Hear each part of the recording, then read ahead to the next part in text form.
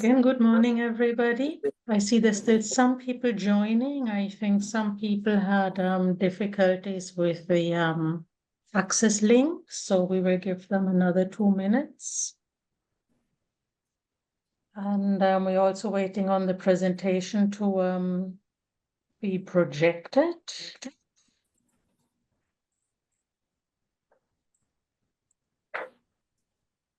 Morning, Ulrich. Good morning, Pilar. Buenos días. Buenos días.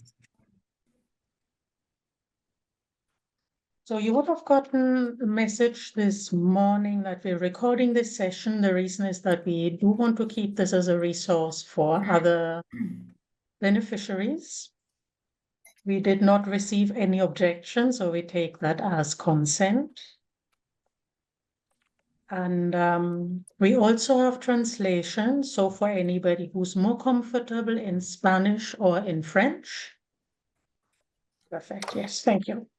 You see that globe at the bottom of your menu. If you click on it, you can get the language of your preference. So those who are more comfortable presenting in Spanish also are welcome to present in Spanish. Morning, And with Ulrike. that, Good morning. Good morning. Yeah. I don't have control over the slides. Kurt, can you give me the next slide, please? Sure, no problem. Perfect. So what is LINKup?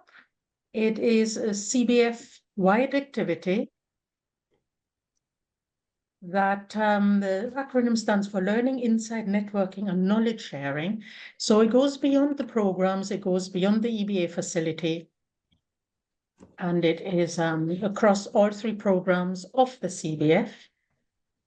So we will have, we do have board members, we do have friends from the other programs present in this session, and hopefully you also join the sessions of other programs to widen your horizon. Next slide, please.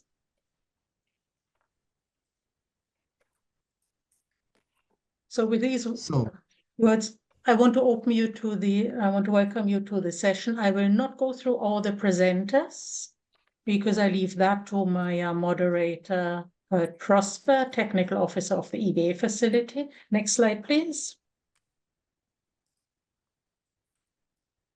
We have 9 presentations in all, and you were told that you have 10 minutes to present.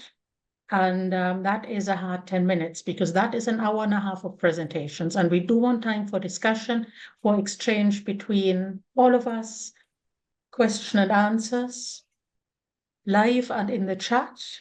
So there will be time to raise your hand and ask the presenters, and those who cannot get on live can put their questions in the chat. And Shanna will copy them into a document. And if we don't get around to answering them in this session, we will get back to you afterwards, just in case we get too many questions. So with that, I like to hand over to Kurt Prosper to introduce the first speaker and get the proceedings rolling. All right, great. Thanks, Ulrike, for that introduction. I am Kurt Prosper, as Ulrike mentioned. I am a technical officer alongside Hayden here at this EbA facility. And I thank you very much for being on time and joining us today as we discuss some of the lessons learned from previous projects.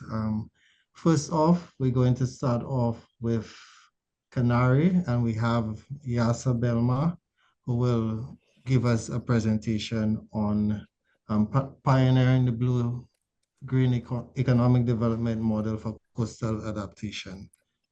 So the screen is yours, please.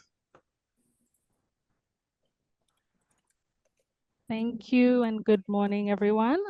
I'd like to thank the CBF EbA facility for inviting me to present on lessons learned on this project entitled Pioneering of the Green Economic Development Model for Coastal Adaptation, Livelihoods, and Sustainability in St. Vincent. This is a 3-year project which began in November 2022 and is being implemented by CANARI in partnership with the National Parks, Rivers, and Beaches Authority, the Forestry Department, the Fisheries Division, the SPG Hotel and Tourism Association, and the National Fisherfolk Organization. Next slide. Oh, I need to, sorry. Kurt, are you sharing or am I sharing? Can you hear me? Oh, Kurt okay. is sharing forward. Oh, okay, okay. So the goal of the project is to pilot a local blue-green economic development model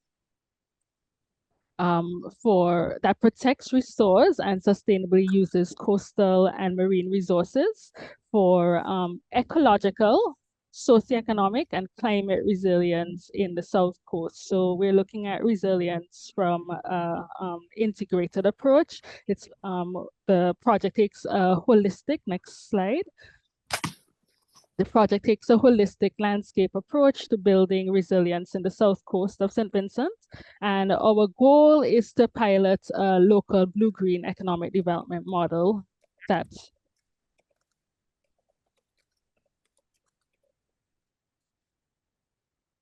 protects, restores, and sustainably uses coastal and marine ecosystems.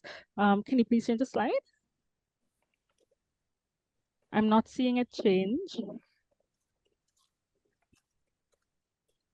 You're on Next the component slide. Oh, I'm sorry. Sorry. Okay.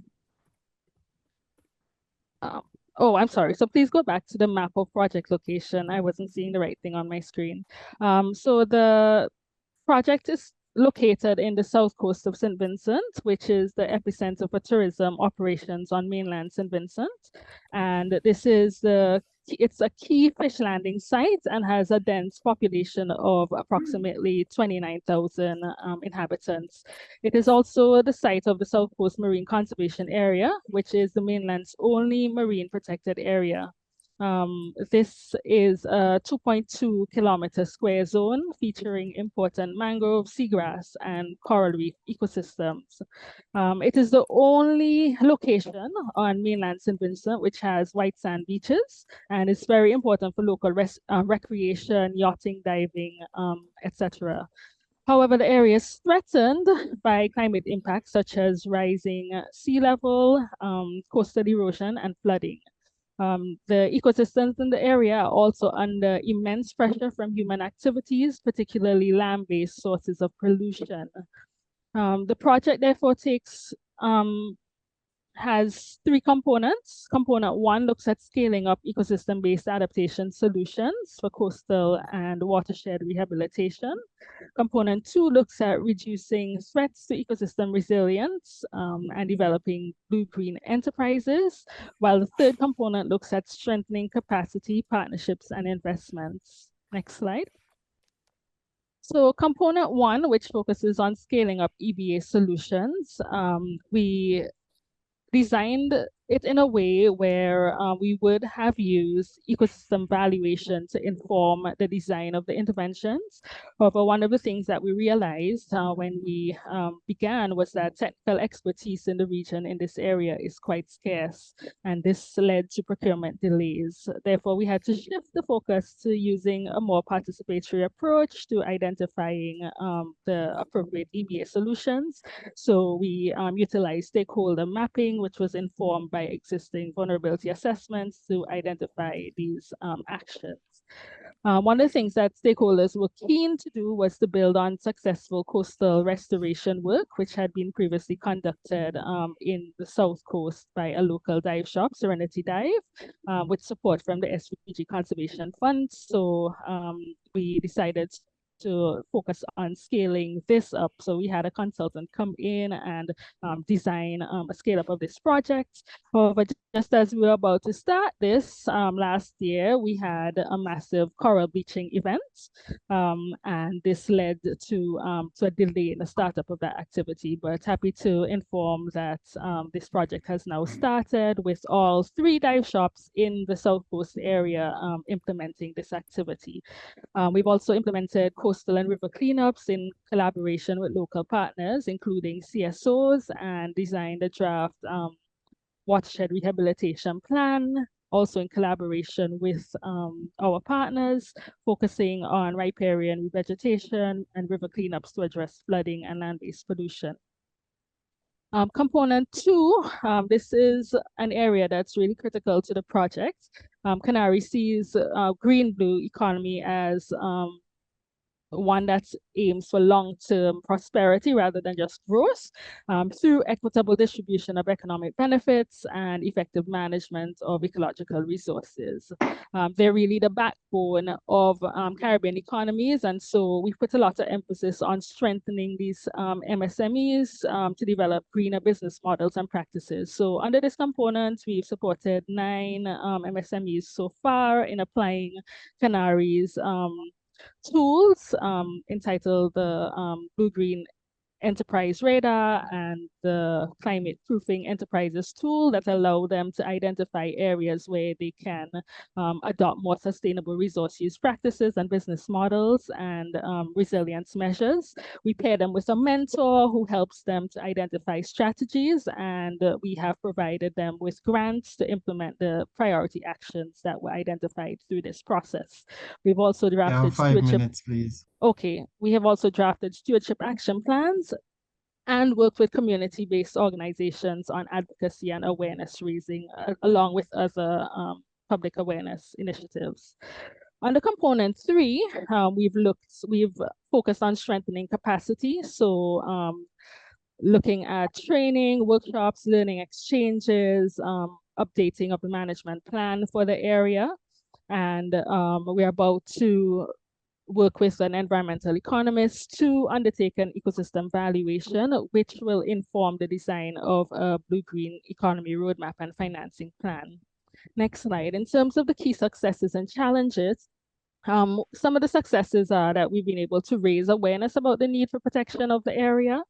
We've also formed a community of practice, alliance of organizations that are committed to working together to advocate for conservation of the area. We've built capacities of the SMEs in blue-green economic development, and we have begun the formation of networks or clusters of related SMEs, which will allow them to continue to work together and foster synergies going forward. In terms of the challenges, we have, like I mentioned, encountered the unavailability of consultants. The procurement processes were also somewhat complex, which led to challenges in adaptive management. We also had the impacts of 3 different major climatic hazards, which affected the project timeline, such as the volcanic eruption, mass coral bleaching event, and the recent Hurricane Beryl. We've also encountered stakeholder fatigue, given the delays that we've had given the impacts of these events. We've had to try to schedule many activities back to back, and in a small island, the ability to speed up work following delays is a bit difficult because of stakeholder fatigue. As a lessons learned, slide 10, we believe that EbA interventions are very vulnerable to climate change, and we need to bear this in mind in the project design. We also need to be more realistic about stakeholder capacity. One other lesson is launching our procurement processes as soon as possible after project startup to allow us to be more nimble, early recruitment of on-ground teams to ensure quick startup, and to be flexible to meet people when they're available, and including atypical partners such as church groups in these types of activities. Also, transitioning to a blue-green economic development model is slow and painstaking work. It requires long-term engagement and capacity building. Also ensuring that the MEL indicators are incorporated into the project design and that there's sufficient resource allocation for these tasks. And in terms of securing government buy-in, having them participate in the project steering committee and designing activities is key. In terms of sustainability, you know, we are building this through strengthening ongoing initiatives partnered that were spearheaded by lead partner agencies in St. Vincent. We are also developing stewardship action plans that will form the basis for continued collaboration and a coordinated co-management approach going forward. We also incorporated action learning and peer exchanges that support knowledge sharing and partnerships. In terms of recommendations for future projects, we would advise considering giving more flexibility to implementing agencies to make adjustments within budget lines rather than requiring detailed reallocation requests for small changes within and across activities. And more frequent opportunities for sharing of lessons and best practices across projects, kind of like we're doing today with this link up exercise, very useful, and providing training on MEL reporting to ensure consistency in data collection and sufficient resource allocation. So thank you very much for this opportunity. And if you have any further questions, you can feel free to contact me. My email is on the screen. Thank you. Thank you, Yasa, for this presentation and actually keeping within time. So now we open up for a brief Q&A session if anyone has any burning questions for Yasa. We have approximately 5 minutes to do so. Thank you.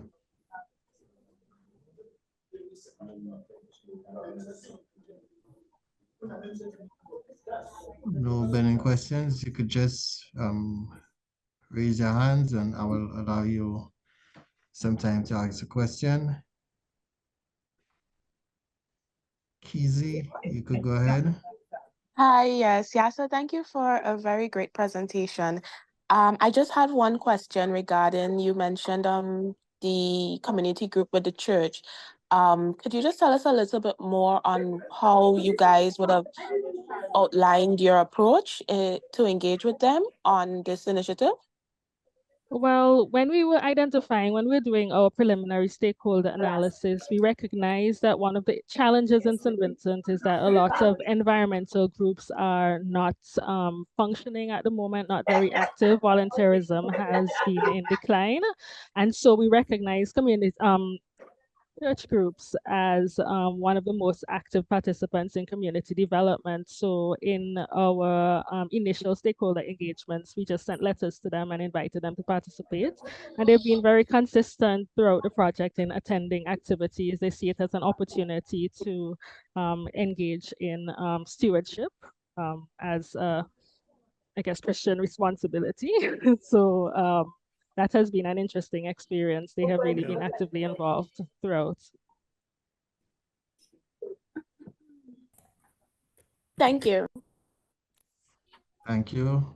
If we have no further questions, we will gladly move on to a next country. And we have next up, we will I see move Kizzy's to... hand up, but if we have the time, if not, we bundle questions towards the end. But Kizzy and Abraham. Yeah, sorry, I can't see the reason, sorry. I think Kizzy was the one who just asked that question. So. Yes, she was the one. Oh, good. Okay, sorry. Hi, no problem. So now we move on to the French-speaking island of Haiti. And we on to presentation number 2. So we're like, Pedro, if you're here, you could go ahead and speak in your native language or the language you feel most comfortable in. There is a translation service available.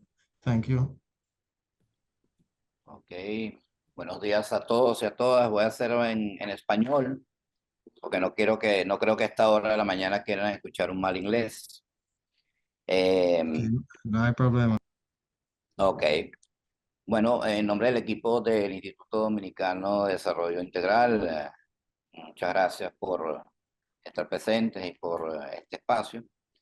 Nuestro proyecto Fue bastante interesante porque abarcaba un proyecto binacional entre la frontera entre la República Dominicana y Haití, ocupando espacios dentro de áreas naturales que comparten espacios en el mar Caribe, que son el Parque Nacional Tres Bahías en la República de Haití y las áreas protegidas del Parque Nacional Estero Balsa, Manglares Estero Balsa, Cayo Siete Hermanos, Parque Nacional El Morro y el Parque Nacional Submarino en la provincia de Montecristi.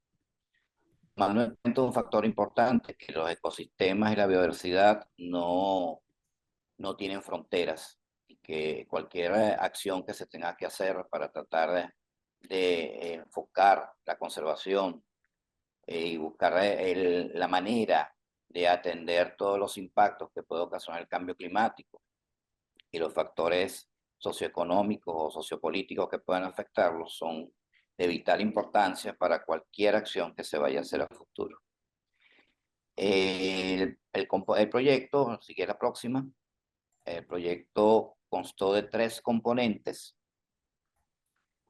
El componente base fue gobernanza y planificación, en donde el impulso inicial fue tratar de buscar alternativas para que todo lo que era el tema de gobernanza, especialmente asociado al trabajo de estas actividades que están en auge, como es el caso de la pesca indiscriminada que se da en la zona, el turismo que está en bastante ascenso y las acciones climáticas para tratar de buscar las medidas de adaptación basadas en ecosistemas en la comunidad fueran viables, introduciendo y incorporando la participación de los gobiernos locales y de las instituciones claves como los ministerios de Medio Ambiente, Ministerio de Turismo, Codopesca, en el caso del lado dominicano, la ANAP y los ministerios de Ambiente y Turismo de Haití, para que de alguna manera se buscaran elementos complementarios, para buscar acciones alternativas binacionales que pudieran ayudar a la planificación para la implementación de medidas de adaptación basada en ecosistemas a nivel común en los 2 países. En este aspecto, más de 300 personas fueron partícipes, tanto en talleres o en capacitaciones, para tratar de fortalecer todo este aspecto. En el caso de la implementación en terreno de las medidas de adaptación, alrededor de unas 1.200 hectáreas fueron atendidas, entre hectáreas de playas y dunas, manglares, corales, y el trabajo fue bastante interesante porque fue una acción complementada con los actores locales, en especial la institución socia en la zona agrofrontera, que no solo prestó su colaboración, sino su experiencia para tratar de impactar a nivel local y buscar la sinergia de todas las instituciones que de alguna manera u otra hacen vida en la zona de Montecristi y apoyar también a la República de Haití, tomando en cuenta que durante la ejecución del proyecto y en este momento pues también ya es todo conocido la situación, la problemática que hay socioeconómica en la hermana República de Haití. Sin embargo, estas pequeñas acciones que se pudieron lograr trajeron los impactos importantes para por lo menos buscar no solamente rehabilitación y conservación de esta cantidad de hectáreas de estos ecosistemas, sino también buscar alternativas futuras y sustentables para seguir buscando trabajo con las asociaciones de pescadores, las asociaciones comunitarias, para hacer un impacto mucho más fuerte en la zona. En cuanto al fortalecimiento de capacidades, que fue el tercer componente, me disculpan que ando medio engripado. El tercer componente fue orientado sobre todo para no solamente hacer un importante aporte técnico con algunos estudios técnicos y materiales de capacitación, sino también de fortalecer el tejido social, las asociaciones de pescadores, las asociaciones comunitarias, y tratar de no solamente buscar la manera de concientizar sobre el manejo adecuado de los servicios ecosistémicos en la zona, sino de buscar alternativas comunes para hacer buenas prácticas a nivel local, para trabajar no solamente para la conservación de los ecosistemas, sino también para el cuidado dentro de las actividades normales que se dan en la zona, sobre todo en el caso del turismo y la pesca, y buscar medios de vida alternativos que fueran mucho más amigables con el medio ambiente. En cuanto a las lecciones aprendidas, hay 3 elementos que nosotros consideramos muy importantes que este proyecto aportó, que el primero de ellos es precisamente la sensibilización, la capacitación y sobre todo la divulgación de buenas prácticas. Muchas veces uno de los grandes errores en los proyectos que consideramos nosotros es que todo esto se queda en teoría y no se aplica a la práctica. Por eso es que en el segundo punto que ponemos allí, que menos teoría y más práctica, más manos a la obra, va dedicado a eso. Se hacen muchos estudios, se hacen elementos técnicos de suma importancia, que indudablemente son aportes inconmensurables para poder entender la problemática medioambiental y buscar soluciones a largo o mediano plazo para atender los ecosistemas y buscar un buen uso de sus servicios ecosistémicos, pero muchas veces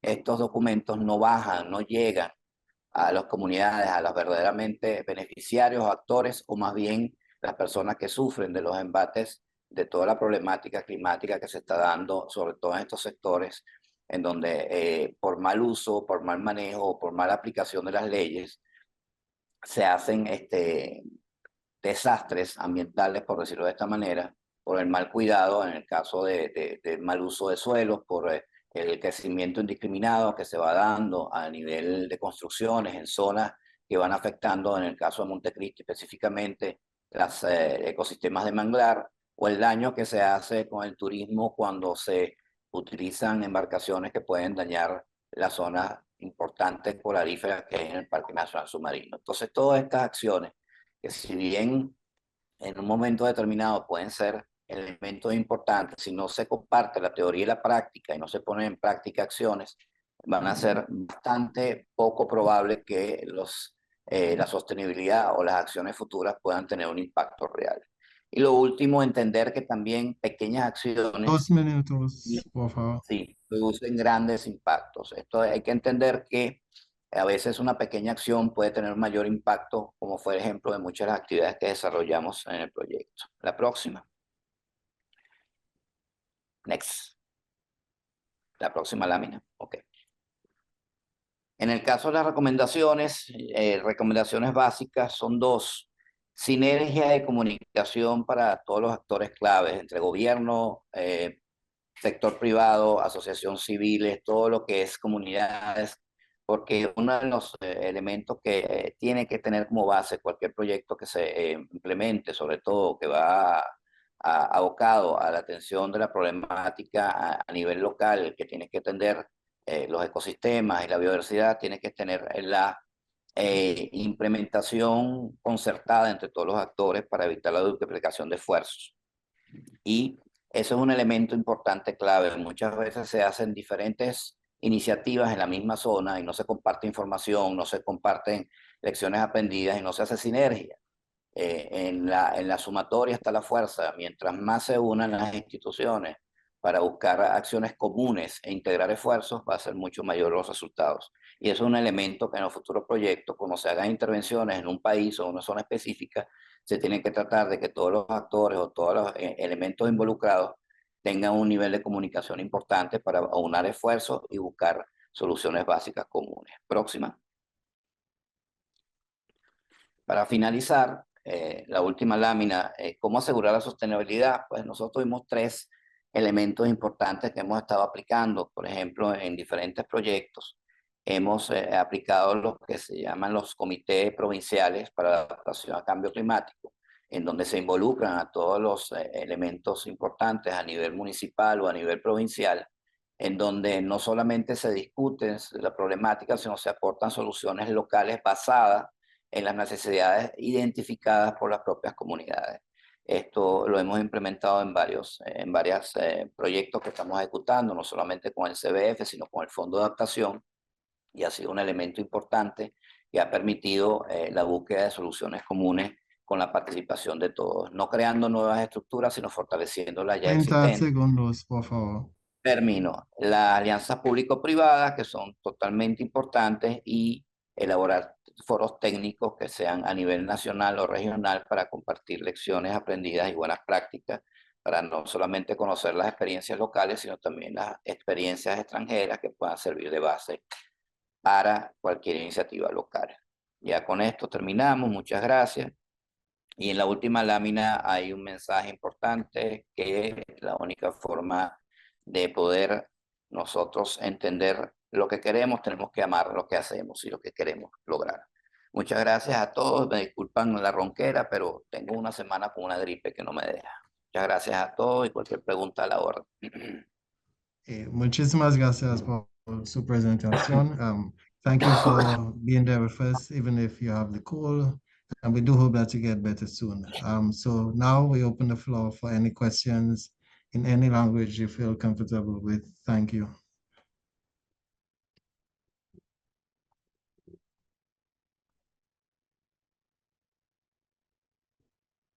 Stefan.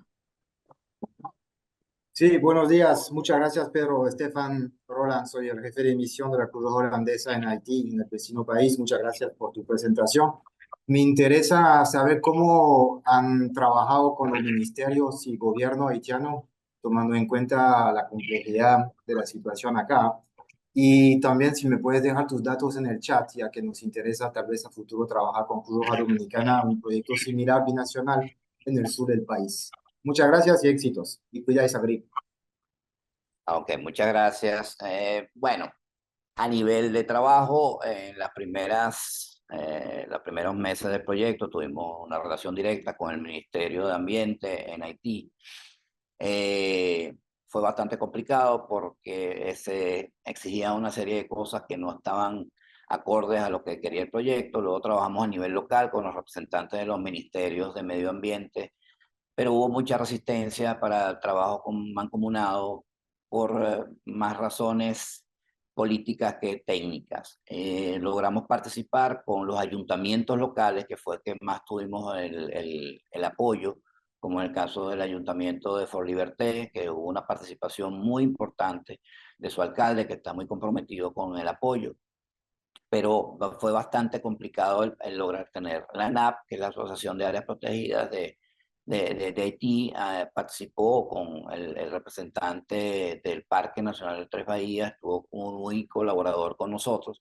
Sin embargo, no fue tanto las ganas de querer hacer, sino también el problema del paso fronterizo. Aparte, llegó la epidemia del COVID, los disturbios que había en la zona, y el poder llegar a conclusiones conjuntas fue bastante complicado, porque había mucha resistencia de trabajo y también había unas exigencias económicas para poder hacer las cosas, debido obviamente, la problemática local para poder trasladarse y poder hacer acciones. Sin embargo, se pudo trabajar, sobre todo en Fort Liberté, que fue uno de los impactos más interesantes que tuvimos, pero no fue nada fácil ni agradable. Aparte que durante el desarrollo del proyecto, varios de los alcaldes de Caracol y de Limonada estuvieron inmersos en situaciones políticas, que fueron separados de sus cargos, incluyendo parte de los directores regionales de medio ambiente.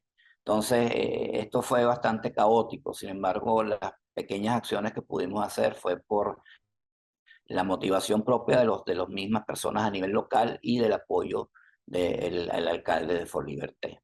Pero con mucho gusto te daré explicaciones y más detalles vía personal o por correo. Eso fue más o menos un poco el tema que sucedió allí. Ok, muchísimas gracias, Pedro. Hay una otra pregunta. Sorry, is there a next question for Pedro? If not, bueno, muchísimas gracias, Pedro, por su presentación. Yes? Sorry, there's one question in the chat. Following on that question, this is from Anka Granderson. I'm interested in which Haitian NGOs were engaged in 3 base area as part of the ED project. Ok,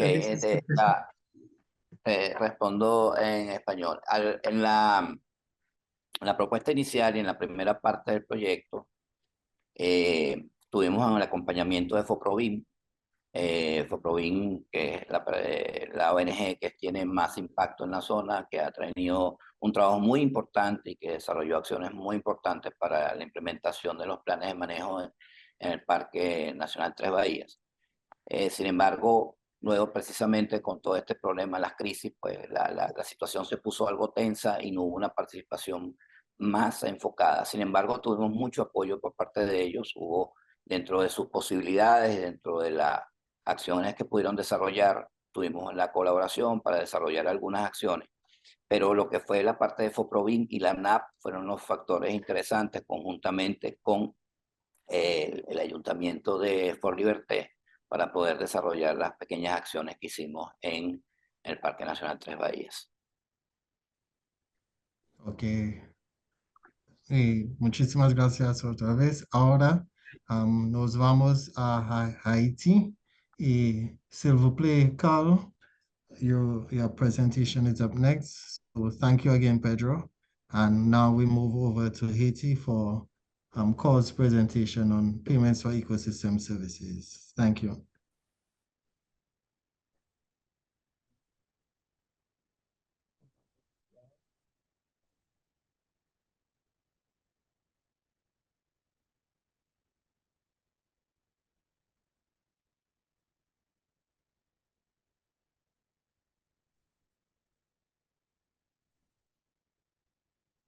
Hello, everyone. Hello, everyone. I'm so pleased I'm responsible for the presentation of this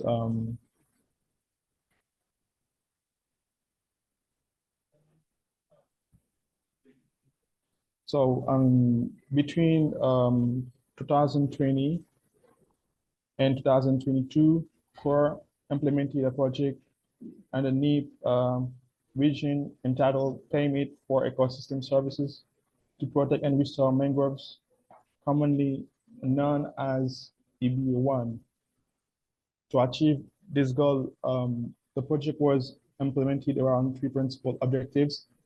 One, improving the livelihoods of fishermen and farmers, train young people and adults in the protection and management of the environmental and natural resources, improving local governance and management of natural resources. Next slide. Okay. Around these components, a range of activities have been set up to address the following main issues. First, sedimentation of mangroves, seagrass beds, and coral reefs. Second, abusive cutting of mangroves. 3, overexploitation of fish resources on the coast. Next slide.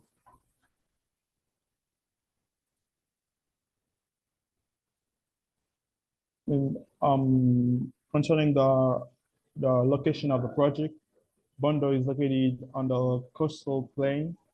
The mangrove in this area are contiguous with fishing grounds and residents, where the river delta of Fight empties into the bay. This is a flat coastal zone with gentle slopes, adjoining a shallow sea surrounded by mud flats, ribbons of dune, and dense stains of mangroves. The Pied Bondo watershed originates at an elevation of 1,932 feet and includes several sub-basin spanning high and mid-altitude areas on the mountain as well as coastal plain. Next slide. During the project implementation, the following lessons were learned. First, involving the community members in the various project activities ensures strong community participation and guarantees sustainability, reflecting a degree of community ownership of the project.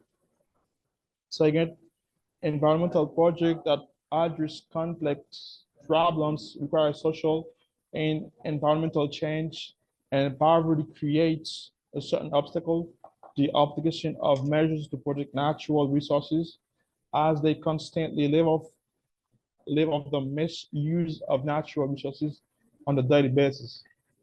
Next slide. Next slide.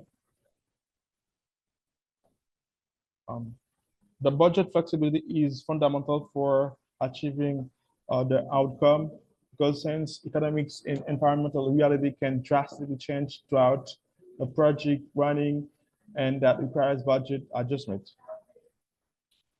And finally, it is important to consider economic initiative in conjunction with resource protection activity to better protect biodiversity. Next slide.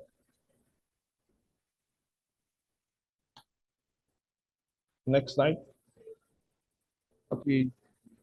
As recommendation, we should develop environmental protection project with strong livelihood initiative of a period of 5 to 10 years to strengthen the beneficiaries' capacity, setting up a transparent consultation structure in which all stakeholders are involved in the decision-making and implementation process will ensure greater ownership of the project. Next slide. Next slide. No, before, please, before. The previous slide, please. Previous slide, please.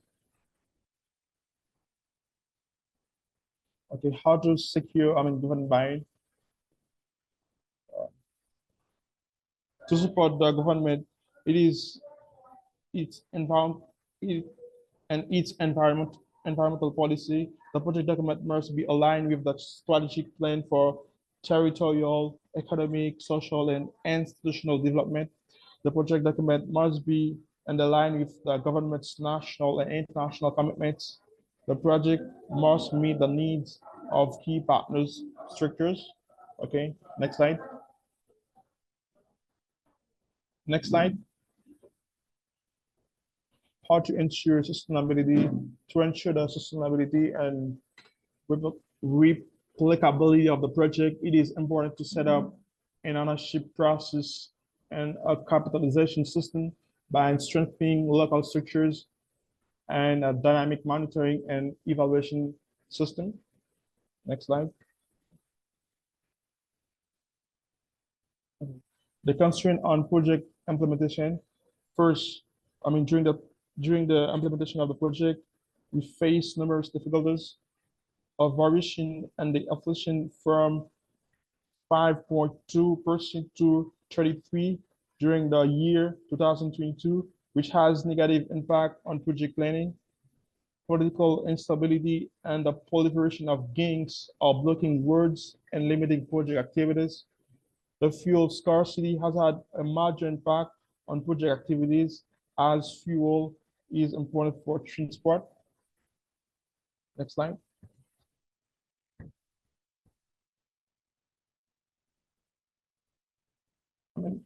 As key achievement, environmental governance.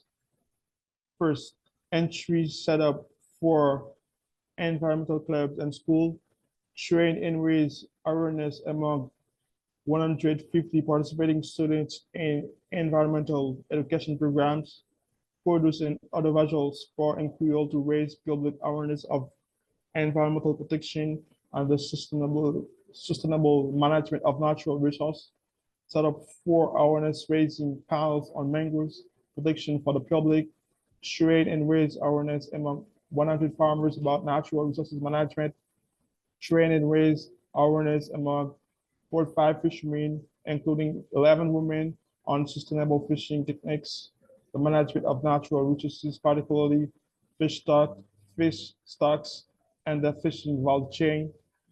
In terms of livelihood, grant ecosystem service payment fees to 52 farmers with the best moringa seeding recovery rates, set up 86 moringa-based agroforestry plots, reinforced and strengthened by valuable species such as bananas, lemons, and pineapples, set up a creative fishing equipment, premises containing storage and conservation facilities, and input shop.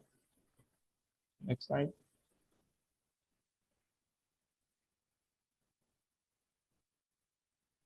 Yeah, we end the presentation. Thank you. Merci beaucoup, Carl. So now we open up for questions for Carl, if anyone has.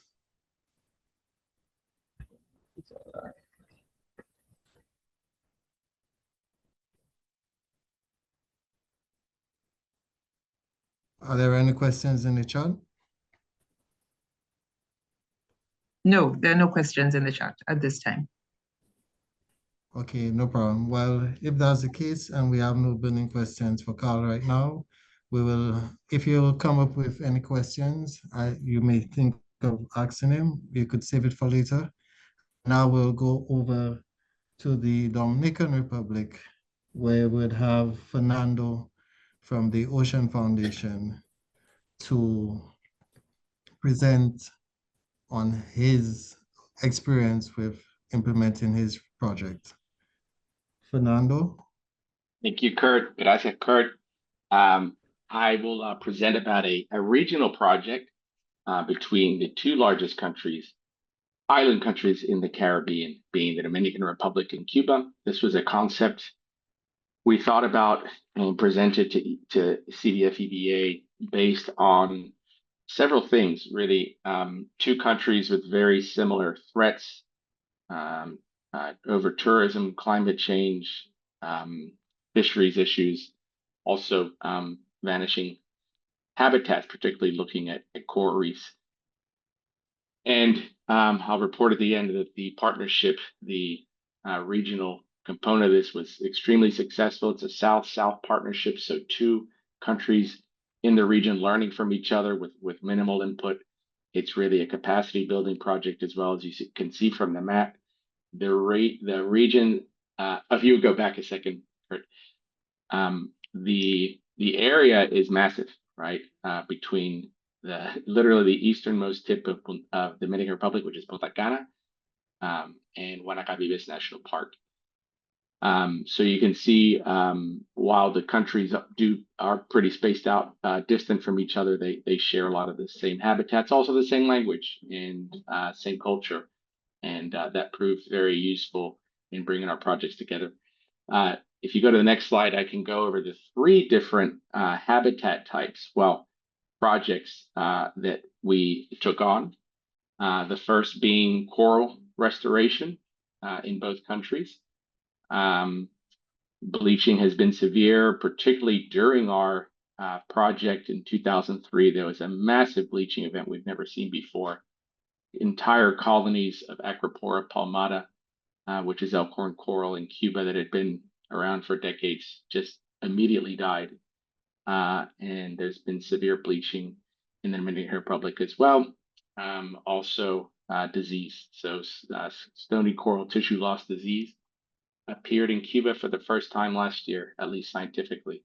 And so that is running its course as well. So we're dealing with considerable threats for corals in the Caribbean. I also believe the Caribbean is the center for innovation to deal with these threats, and no other region in the world is seeing as much pressure on reefs. No other region in the world has as many young people working hard to come up with solutions. The second objective was mangrove habitat restoration. This was only done in Cuba, and this was done south of Havana, in Mayabeque and Artemisa provinces, probably about 50 kilometers south of the capital. This is an area that's seen a lot of saline intrusion in farming areas, just because it is south. You have a lot of pounding of water. In the summer months especially, you get what we call sures, which are basically warm fronts from the south that push a lot of salt water. Also poor farming practices. And just general loss of mangrove habitat in this southern part of Cuba. The third objective is sargassum composting. So we've designed a methodology where sargassum can be composted. If you compost sargassum, of course, on its own, you'll find it's rich in heavy metals, particularly arsenic. but we figured out a technique that if you can introduce vegetative cuttings, you can dilute the heavy metal content to the point where it's not showing up in yields, in farm yields. And we were able to test that. We found around a 30% increase in farming yields. Remember, that's the coastal areas that in the Caribbean that struggle the most with good soil, and they're often the furthest from the capital markets. This is definitely the case in the Dominican Republic and Cuba. Next slide. Oop, let me tap again. So I'll start with the coral restoration. If you just keep tapping, it'll bring up more images. We're using a new technique that's perfected by an organization called Seacore International, called coral seeding. It's an asexual type of restoration. This differs from asexual or fragmental restoration, which has been the common technique for the last 2 decades. Fragmental restoration is very important. It's useful. It's great for filling gaps in reefs. But what I think a lot of practitioners are finding is that after 2 or 3 years, the fragments are succumbing to bleaching and disease. You're essentially taking them, wild cuttings, growing them in sort of an Eden, suspended off the benthos, receiving lots of light. It's when they're then replanted onto the sea bottom, they're getting hammered. So I repeat, it's still a very important technique, but we need, because of what we're facing, an all of the above approach. So asexual coral restoration, coral seeding involves, if you look at the upper left, collection of spawn from wild colonies. This is then collected in a test tube. It's then fertilized on board a vessel or on land. And then these settled fertilized larvae are settled on porcelain discs, Seacore stars. They're sort of a star shape. You can see the diver in the middle planting one, that have been acclimated in seawater for about 3 months. So they're attracting the right type of crustose coral and algae that they can then receive the larval recruits, the assisted larval recruits. So this technique has proven successful because you're introducing genetic diversity, but you're also able to do this at scale. As you see with the diver, we can plant several. Also, it's very user-friendly in that in the bottom left, you can see one of the cribs, coral rearing in situ basins that are used to host these substrates where they're settled. Bottom right are some of our sargassum rows where we are able to compost sargassum material, also introduce the dilution technique. Next slide, please. Here are, just to show you again, some of the images of the coral restoration. This is a workshop we actually had in July in Havana at the Acuario Nacional de Cuba. These are our young Cuban scientists. We had 40 scientists. This was an expansion workshop. So using the success we've had with our EbA grant, we're now expanding in Cuba to 8 new sites from 2. And our partner in the Dominican Republic is Fundamar, which I know a lot of you know. They've had a lot of success with both sexual and asexual restoration in EbA, in this sort of southeast part of the country. Upper right are the actual crates inside of the cribs where the fertilized polyps are settled before being returned to the reef. Bottom right is a spawning of Diploria labyrinthiformis. This is an early spawner. This was taken in late June in Havana, where we did observe spawning and were able to collect. Next slide. So the mangrove restoration, again, project in Cuba was confined to the southern coast. It was conducted primarily by the Agencia de Medio Ambiente from the Ministerio de Ciencia, Tecnología y Medio Ambiente, which is the Cuban Ministry of Science, Technology, and Environment. We're able to advance a lot of this work because of an MOU we were able to sign with SIGMA. What's that? Which made working in Cuba much easier. There's very small, insignificant nonprofit community in Cuba, not the case in the Dominican Republic, where the work proceeds much more easily with a stronger nonprofit segment. 1,431 hectares of mangrove were improved on the southern coast of Havana, and 470 new mangrove hectares were replanted. We expanded a dike as well that was introducing more fresh water into the mangrove habitats. And if you go to the next slide, we created the first ever Cuban school for wetland restoration. So this is a training center. This image on the left, you can see it's on inauguration earlier this year.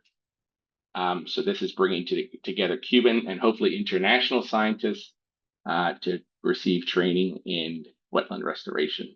Bottom right is one of our volunteers in La Fe, which is a small community outside of Guanacabias National Park, planting mangroves in the grooves. This is happening in the dry season. This has proven quite successful. We don't do much planting of propagules, but in this case, this is working out pretty well where we're planting propagules inside of those cracks that appear in the dry season, and then they're sort of anchored in for when the rains arrive. Next slide. 1 minute, please. Oh, good. So just on corals, 1.46 hectares were restored and 46,485 seeding units in both countries and 768 Acropora cervicornis fragments. This is the sargassum work. We estimate about 1,420 tons of greenhouse gases prevented. This work took place in Punta Cana and Guanacabias National Park. We saw limited success in Punta Cana. The hotels, because of the flows of sargassum, are not very consistent. The hotels weren't as cooperative as we had hoped in terms of turning over a lot of this sargassum for composting. They were really just generally turning it over into just heaps. We found better success in Guanacabias National Park. We think this process is better small scale than large scale, because you find more demand for farmers, more interested in gathering volunteers to compost and use the sargassum. Last slide, please. 20 seconds. Okay, lessons learned. Coral restoration is best done closer to land. We had, this is our exchange in Punta Cana in March, where we visited some of the sites, the hotel sites in the back. This is a burner that's using pyrolysis to break down some of the woodier materials. And last slide, coral restoration is done best close to land. One of our sites in Cuba, in Jardines de la Reina National Park, very isolated, very hard to get to. We need to create, our Cuban partners need to find non-Cuban banks. It was very hard transferring any kind of funding to Cuban banks, although we're seeing some breakthroughs on that. Sargassum is not consistent enough to do at large scale. Inflation was a big issue as well, which affected, especially with fuel, as our Haitian colleague was saying, same thing in Cuba, driving up the cost of expeditions and boat time. Lack of nonprofit community in Cuba is tricky, but I would say the regional cooperation between the two countries was extremely successful, and we're segueing that into new partnerships to keep this work going. Thank you. Thank you, Fernando. So open the floor to any burning questions from the audience.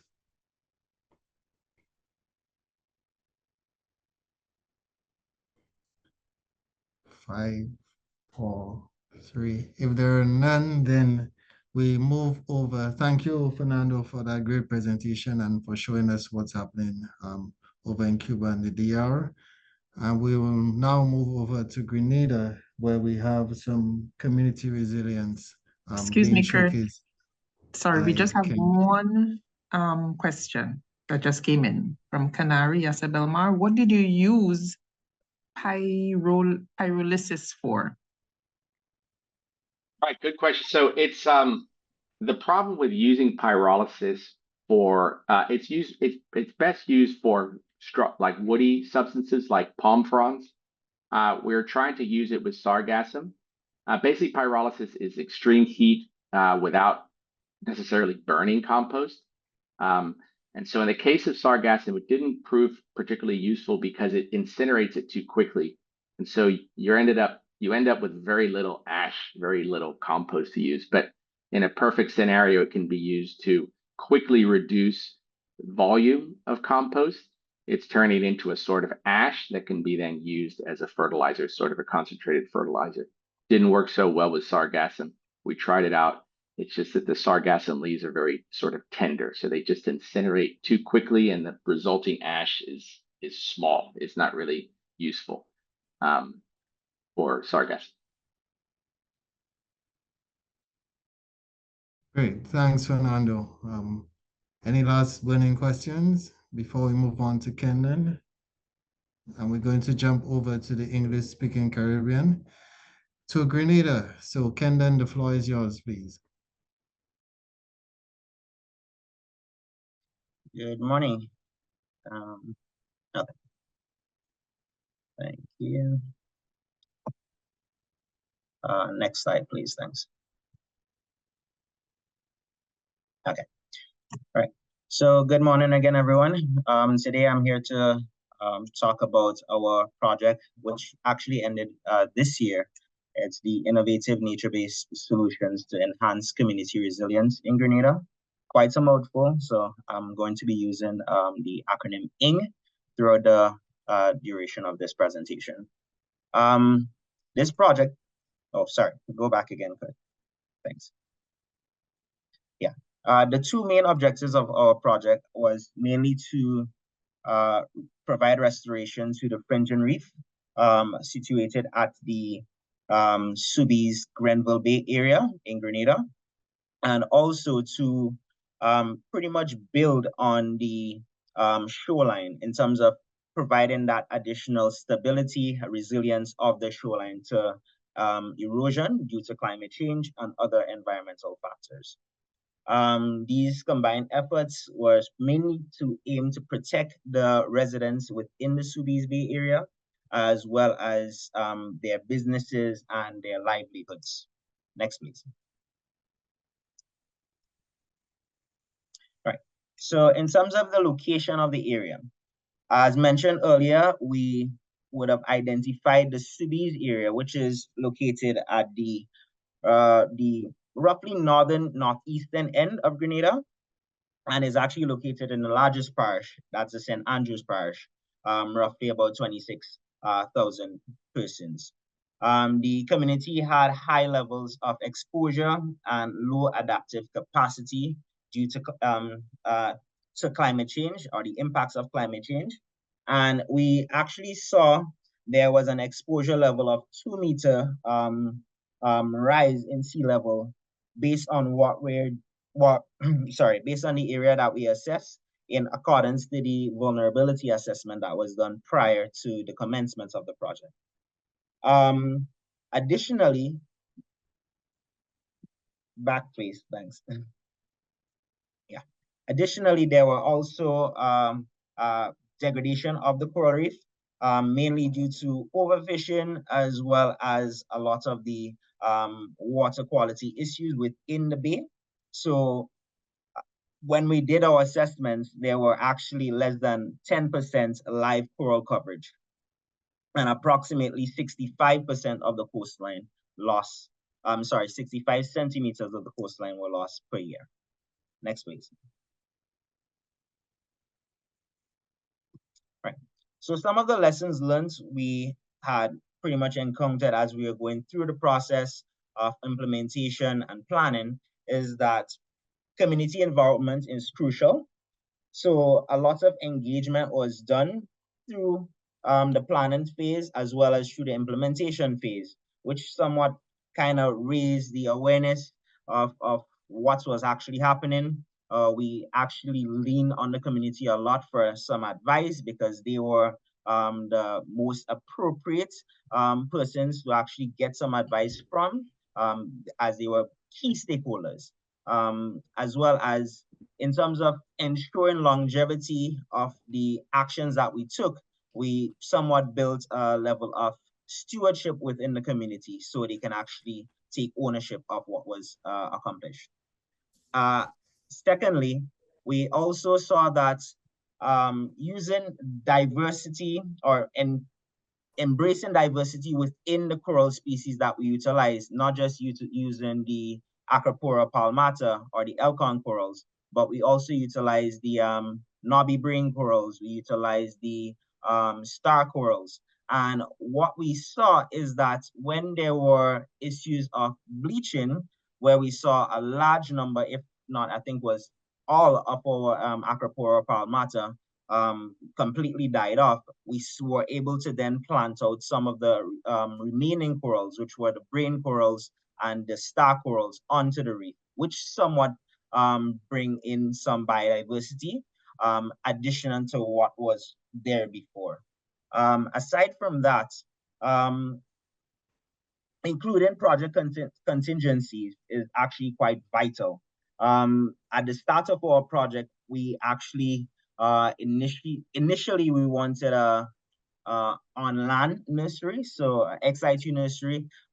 Because of certain issues, we were unable to have that, so we opt to have in-situ nursery near shore, in a near shore environment. And that actually proved quite successful because we were able to give the coral fragments a very real-life experience, and they were a bit more resilient when it comes to the outplanting process. And fourthly, government and other stakeholder involvement early in the project inception is very crucial. Sorry about that. Yeah, it's very crucial. Sadly, our project had some hiccups in terms of the human resource capacity, having sufficient human resource as well as appropriate human resource for the different areas. So we had some lapse where we lose a good bit of months at the beginning of the project. And so the government interaction or partnership was lacking at that.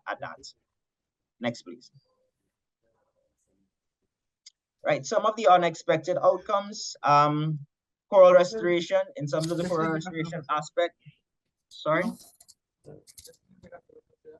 Some terms of the coral restoration aspect, we did experience some bleaching like any other country throughout the region. We did have quite a few bleaching within our nursery as well as on the reef itself, as well as even when we outplanted, we did get quite a bit of bleaching.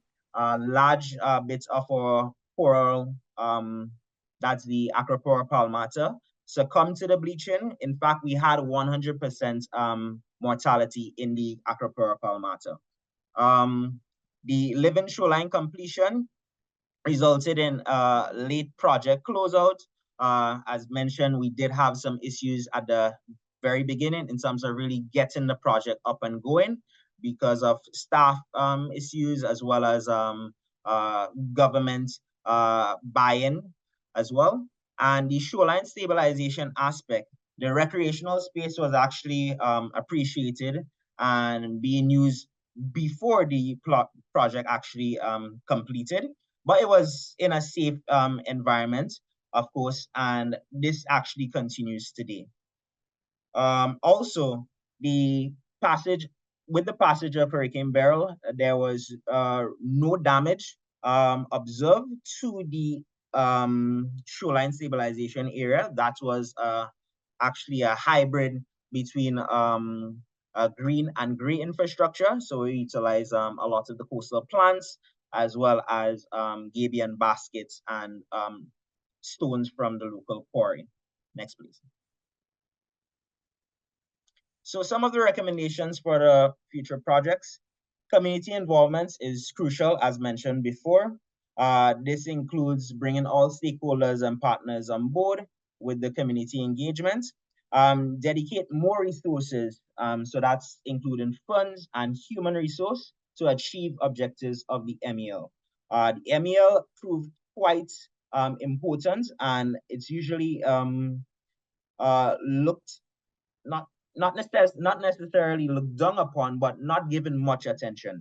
So putting more attention to the MEL, I think, is really important. So that should, and that allows you for it to ensure that more successful planning is done, but also more successful lessons are transferred. Also consider policy implications, stakeholder engagement and project design. or it's to align with the country's NDCs and NAPs. That also would ensure that you have secure government buy-in in that regard. Next, please. So bringing us to how to secure government buy-in. Stakeholder engagement at the project inception level. So having them involved at the very beginning of the project. Also regular updates in terms of giving progress reports, as well as an option for site visits if applicable, and also giving them a voice within the project. And that may include the inclusion on steering committees, requisition of their advice and expert knowledge, as well as simply tagging them like in a social media post. Next, please.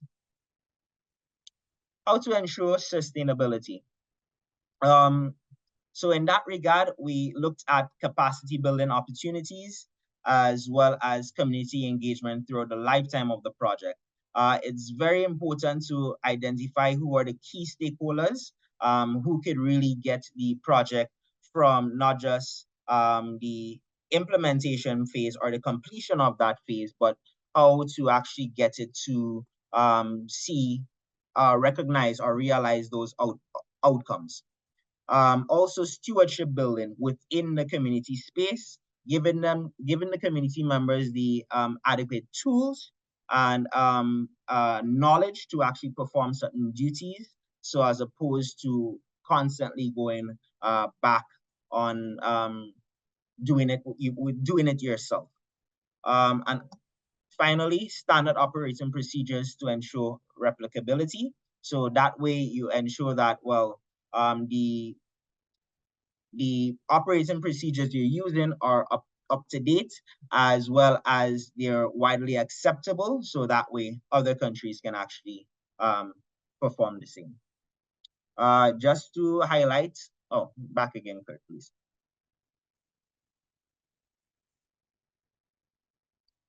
Thank you. Just to highlight the picture to the top left-hand corner, that's after the closing of the ING project. We had a closeout at the intervention area where we had community members, government ministries, and some of our other partners like the Nature Conservancy. And also we had the second photo is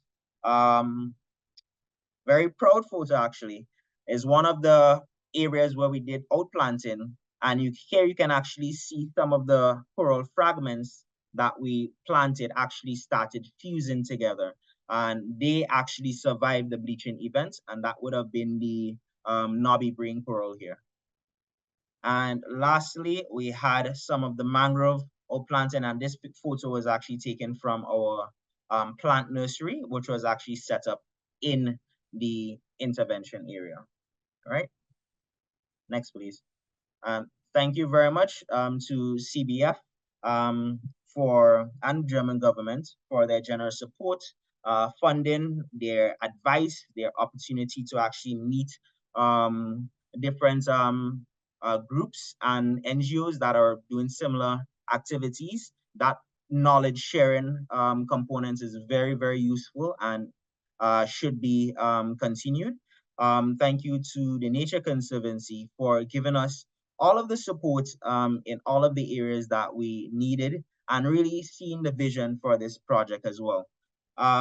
As well as thanks to the WINDREF team, and that's the core team at WINDREF, for actually spearheading some of the activities, and the local government as well for giving us the advice and giving us the go-ahead for a lot of the activities that we're implementing.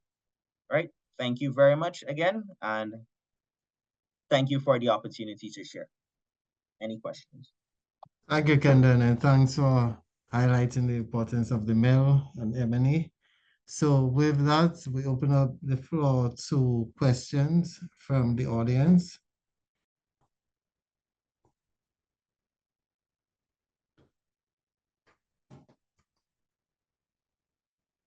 Any questions for Kendon and the coral restoration?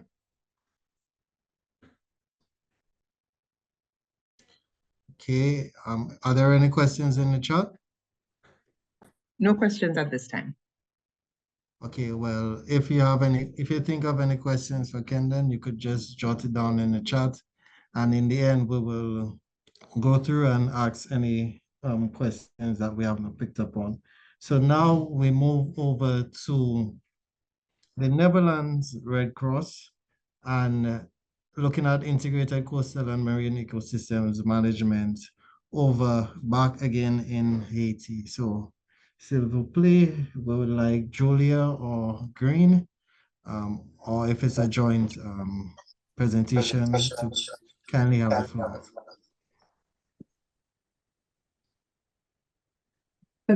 Okay.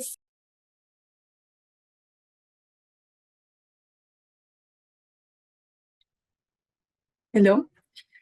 Yeah. Okay. Thank you very much for this opportunity to present the project, and really thank you very much for Caribbean Biodiversity Fund for giving us the opportunity, and also for their understanding position throughout the project. So next slide.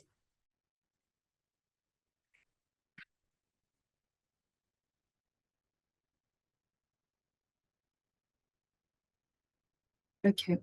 So the project was main objective was like really to increase the resilience of coastal communities facing ecosystem degradation and disaster risk reduction in face of climate change in the communities of Corai, Pastel, and Caimite Islands. All these three communes are located within the Natural Park of Barder in the Grand Anse Department. So throughout the project, which has been mainly focused on three components, which was ecosystem restoration. At first, we intended also to do reef restoration, but after the assessment, we realized like really any efforts will lead like to more stress to the reef because they were like severely degraded since the identification. So we focus more on the cleaning of the reefs of seagrass and also on mangrove restoration. Then the second component was based on the livelihoods, especially with fishing communities and livelihood diversification. And the third component was really disaster risk reduction and how to develop like this into the national system and in the community system. So please, could you go to the next slide?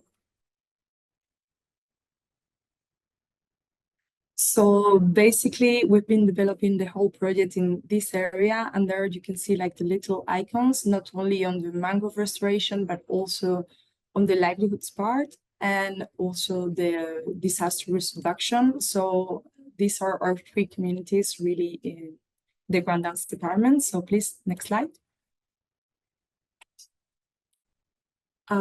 Here are some of the key data in a brief summary. We really succeeded through environment and mangrove and biodiversity awareness to work with 6 school committees in the communes of Corai and Pastel, and to do multiple trainings and raising awareness campaigns, community raising awareness campaign.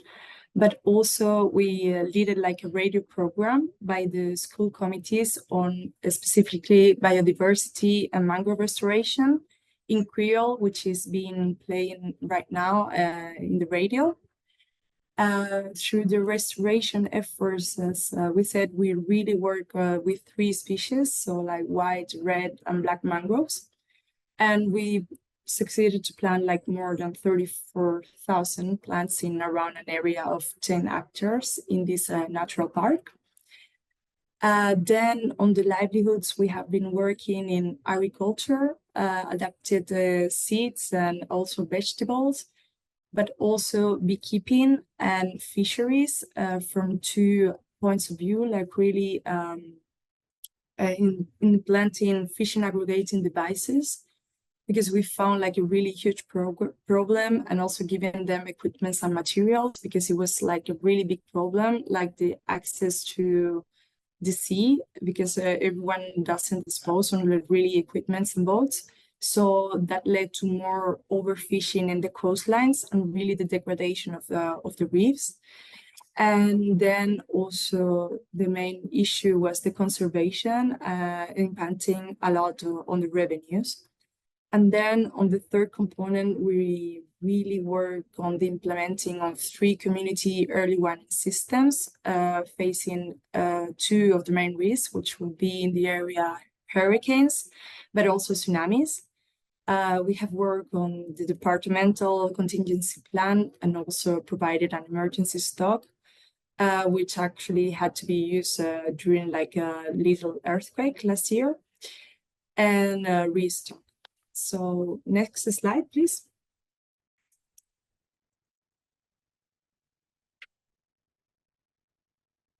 Yeah. I think also some of the partners mentioned quite of the challenges that we have been facing, like more from a national perspective will be like the national context of Haiti and the insecurity, especially towards the south, which has made logistics and fuel scarcity like really complicated. But also this insecurity for us, what we have been witnessing is for the past year, it has actually an impact in the communities where actually like gang groups have stole boats and fishing equipments from beneficiaries, really jeopardizing their livelihoods. And there are a lot of internal displaced people which are arriving to this area, affecting a little bit also like this community engagement or practices.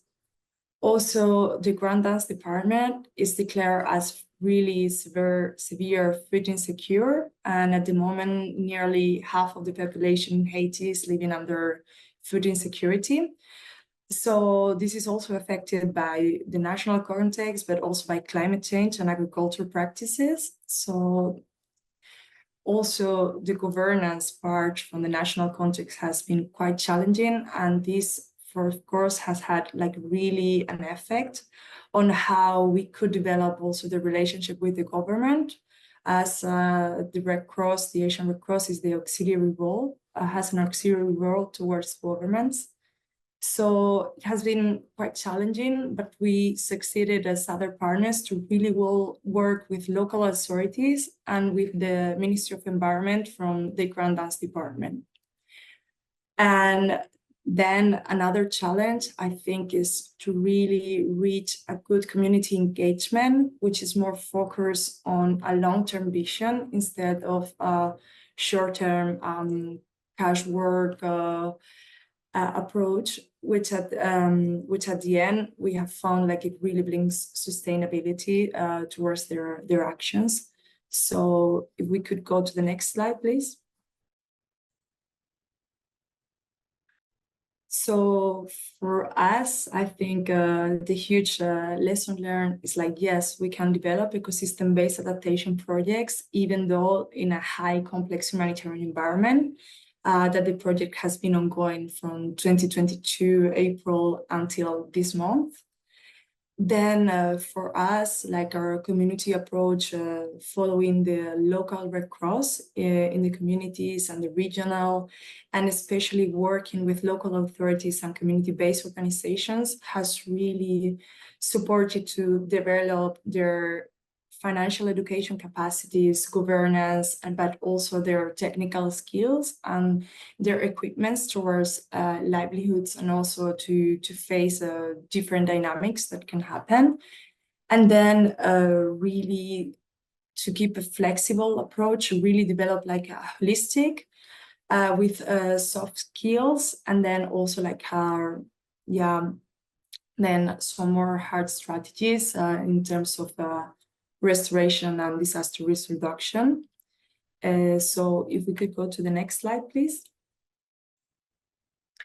Then we have found quite a lot of lessons learned in terms of livelihoods. And we will be also hosting a webinar the 24th of September, especially focused on this topic, because really we have felt like working on livelihoods in this complex humanitarian setup has really been a gateway to ecosystem restoration, because all the community-based organizations we have worked with, we ask them in return to really provide either ecosystem restoration campaigns, mangrove planting, or really plastic collection and cleaning of the coastline, or reef cleaning. So actually ensuring their livelihoods have like a really impact on their life, in their economic security, like really ameliorating like 80% of their revenues, but also in terms of psychosocially, there are a lot of people which now feel more secure and like really more hopeful to develop like these ecosystem-based restoration activities. And actually, we have been actively engaging local communities in the co-designing and the choosing what they want based on business plan, based on data. And another lesson learned for us is like really working in this topic have guaranteed us like really huge community acceptance. And for us, it's also like a security principle that guarantees our access to the communities. So we could go to the next slide, please. Yes, this is your last minute, so you probably want to run quickly over the last slides until we get to the video, please. Thank you. Yeah. So yeah, actually what really works in mangrove restoration has been like really to create conscious and awareness, and yeah, to develop like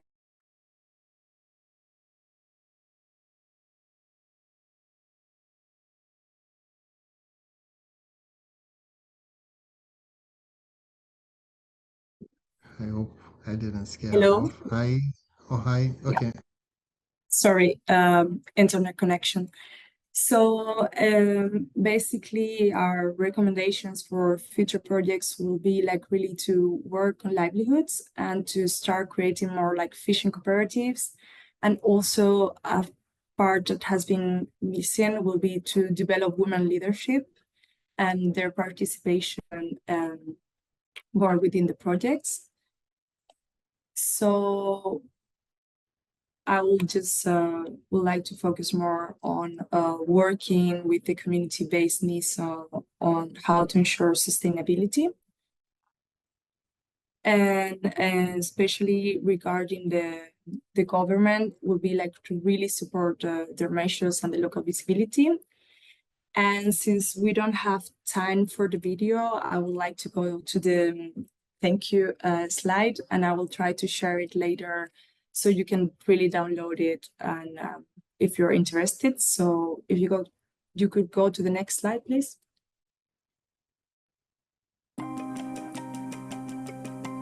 Haïti est le 3e pays le plus touché selon l'indice de risque climatique. Les nouveaux dangers détectés par le changement climatique sont les sécheresses et l'excès de pluie. Haïti est également situé sur une ligne de faille qui a provoqué de multiples tremblements de terre. Mais ce sont les ouragans qui ont le plus affecté le département de la Grande Anse. Le projet Perle Verte, gestion intégrée des écosystèmes côtiers et marins, a été réalisé dans les communes de Corail, Pestel et Cayémite, situées dans le parc national des Baradères dans la Grande Anse. Les mangroves et les récifs protègent naturellement la côte, ralentissent la vitesse du vent et stabilisent les marées, diminuant ainsi l'élévation du niveau de la mer et les tsunamis. Mais ce milieu naturel est fortement dégradé par l'exploitation humaine, qui a provoqué la perte de près de 90% de l'écosystème marin. Les communautés côtières sont conscientes des dégâts. Elles continuent néanmoins l'extraction des mangroves pour la production de charbon de bois en raison du manque d'opportunités économiques. Dans les récifs, la détérioration est causée par la surpêche, qui a provoqué un manque d'herbivores et une expansion des algues. La Croix-Rouge néerlandaise et la Croix-Rouge haïtienne ont travaillé en étroite collaboration avec les communautés et les autorités locales pour définir des plans de gestion et mettre en œuvre des actions clés.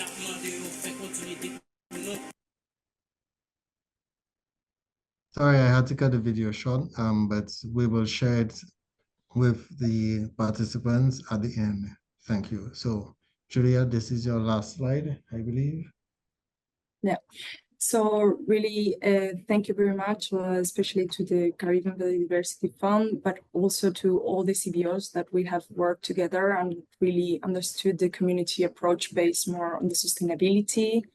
The Netherlands Red Cross, and a really special thank you to the whole team of the Asian Red Cross that has really been the core group implementing these actions, and to the president of the regional committee and all volunteers which have participated in the community awareness. So thank you so much. And yeah.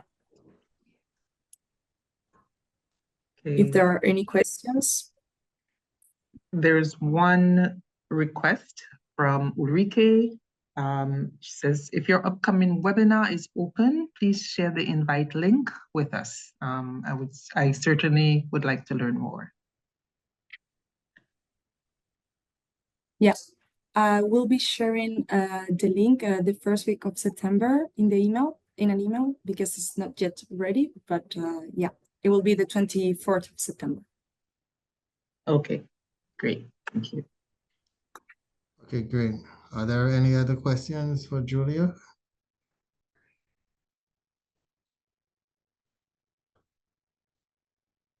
If not, we'll jump over to the other side of Hispaniola and go over to Fundación Punta Cana for their presentation on dramatically scaling up multi-species coral restoration over in the DR. So with that, I thank you again, Julia, and now to Anoa for her presentation. Buenos días. Buenos Si días. se puede mostrar mi presentación, perfecto. Bien, muchísimas gracias. Buen día a todos y gracias por la invitación a este espacio de intercambio. Nuestro proyecto estaba compuesto por 3 ejes principales. En cuanto al primero, era promover la protección, establecer técnicas de restauración directa y de rehabilitar estos ecosistemas. La reducción de la pesca y la presión de los arrecifes mediante la aplicación de regulaciones, y también de promover trabajos alternativos y oportunidades de empleo alternativo para bajar esas presiones en nuestros ecosistemas arrecifales. Al mismo tiempo, se quiso escalar todos los esfuerzos de restauración y la intervención que estábamos haciendo en nuestra zona a partir de viveros de coral, trasplante, compromiso con la comunidad local y el desarrollo de bienes y servicios ecosistémicos, tratando también así de replicar y escalar todo nuestro modelo de restauración a lo largo de la zona de intervención. Siguiente, por favor.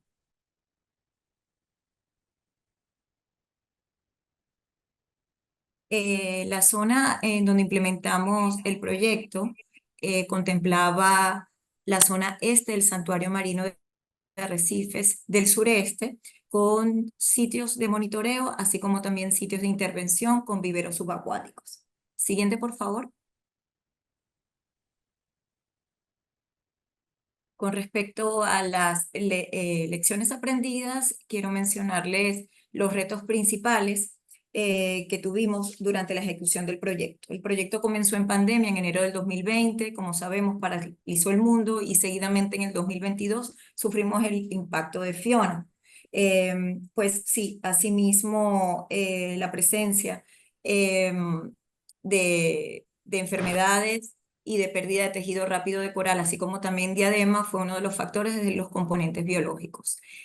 Asimismo, al inicio de este proyecto, pues tuvimos problemas para reclutar el personal en el tiempo estipulado, para adquirir todos los materiales y equipos, y así poder ejecutar las actividades de restauración como lo habíamos determinado en el plan de trabajo y en el calendario.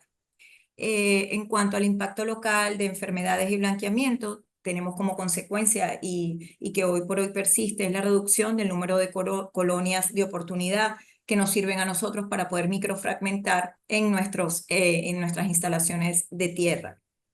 Asimismo, pues todo esto puede comprometer la supervivencia de los corales que trasplantamos en nuestras zonas de intervención, incrementando pues la mortalidad y bueno, comprometiendo este evento de trasplante como forma de intervención de estos sitios. Siguiente, por favor.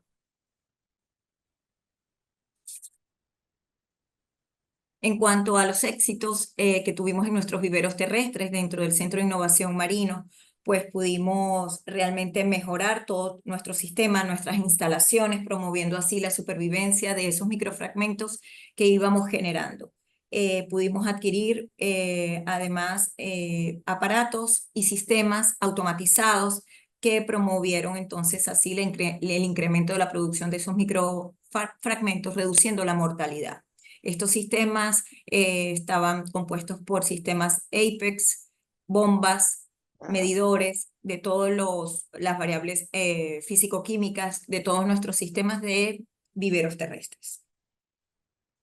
Siguiente, por favor. ¿Qué podíamos mencionar como resultados inesperados, ideas valiosas? Pues nosotros con todas estas mejoras en nuestro sistema de viveros terrestres pudimos aumentar nuestra producción en 9.150 microfragmentos. Eso fue un monto extraordinario con una alta sobrevivencia de entre 70 y 80%.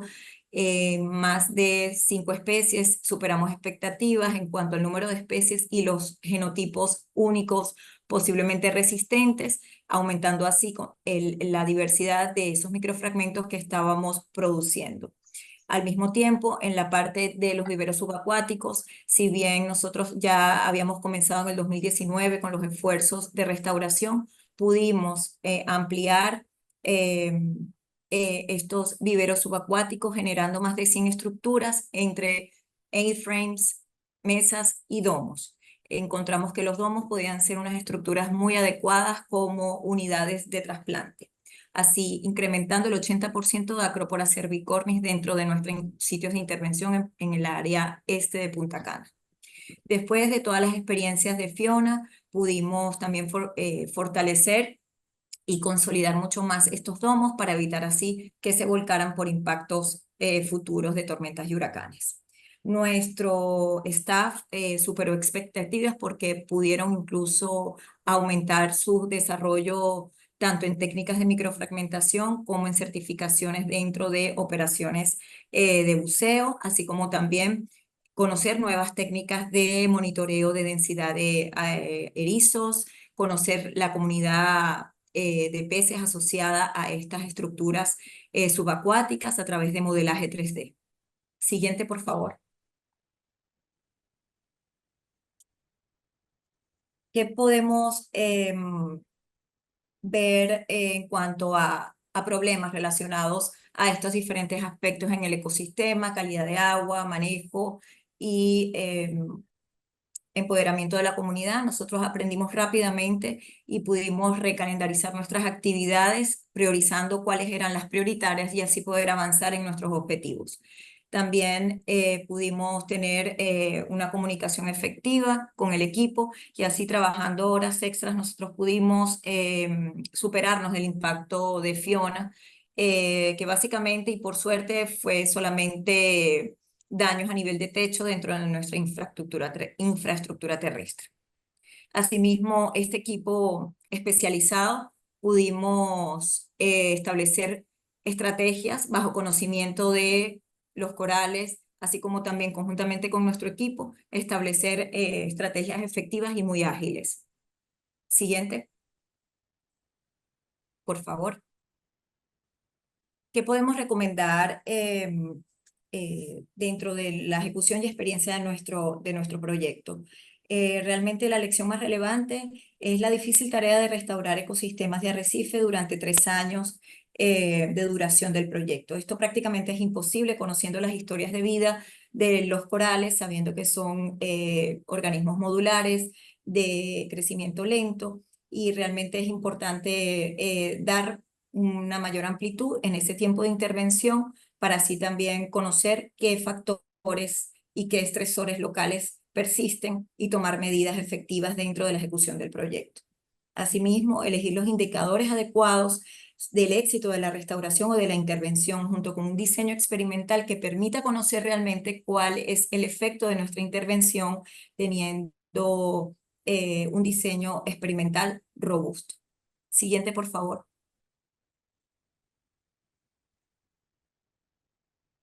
cómo asegurar ese apoyo gubernamental, el intercambio de conocimientos que vivimos durante todo el proyecto y las experiencias con la comunidad local, junto con asociaciones, entidades gubernamentales, permitieron que esos resultados formaran parte del plan de manejo del santuario marino conocido como el SAMAR.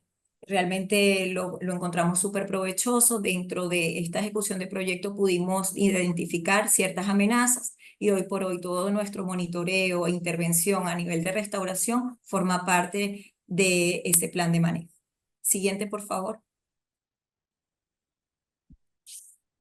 ¿Cómo asegurar pues la sostenibilidad?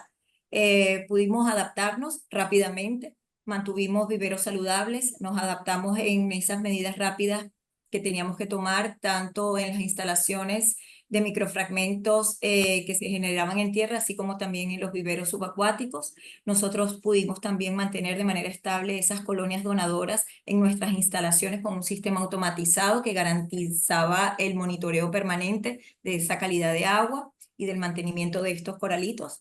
Y todo el monitoreo y el plan de monitoreo nos permitía ver qué medidas tomar. Estandarizamos todas esas metodologías y fue una manera muy efectiva pues de también conocer previamente qué podía estar pasando en nuestras zonas de intervención. Realmente para nosotros el proyecto, disculpe, la anterior. La anterior, gracias. Realmente para nosotros Coral Restore, nuestro proyecto, representó un trampolín para demostrar pues que podíamos tener la capacidad de aumentar la producción de nuestros microfragmentos, aumentar el número de genotipos diferentes, y eso hoy por hoy se ha traducido en la ejecución actual de Coral Caribe, otro proyecto IKI, así como también otro proyecto donde estamos innovando e insertando técnicas innovadoras aquí en la República Dominicana, con un proyecto de Ocean Kind y de Nature Conservancy. Como conclusión, pues Fundación ha estado trabajando para restaurar arrecifes en Punta Cana por más de una década. Sin embargo, no podemos afirmar que la restauración de arrecifes de Punta Cana se haya logrado, pero sí, este proyecto representó una oportunidad única para seguir avanzando en esta dirección. Siguiente, por favor. Muchísimas gracias a CBF por prestarnos el apoyo y permitir el escalamiento de nuestros esfuerzos de restauración de manera muy significativa y siendo referentes dentro de la República Dominicana y a nivel de la región del Caribe. Gracias. Gracias por su presentación. Ahora tenemos, sorry. Now we have questions. The floor is open to questions. Should anyone have? Thank you.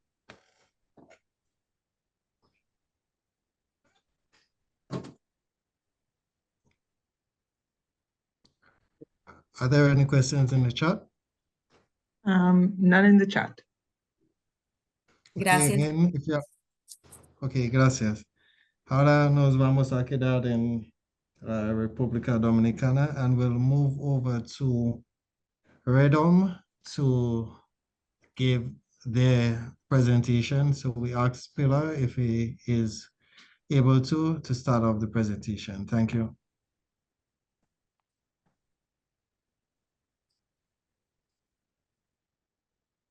Bien, buenos días. Muchas gracias, Kurt y Ulrich, por permitirnos participar en este importante seminario.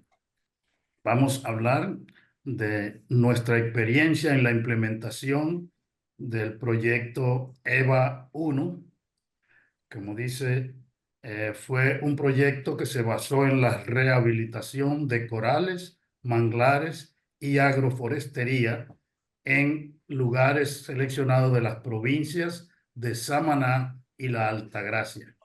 En la Altagracia específicamente en la zona de Valladolid. Próximo.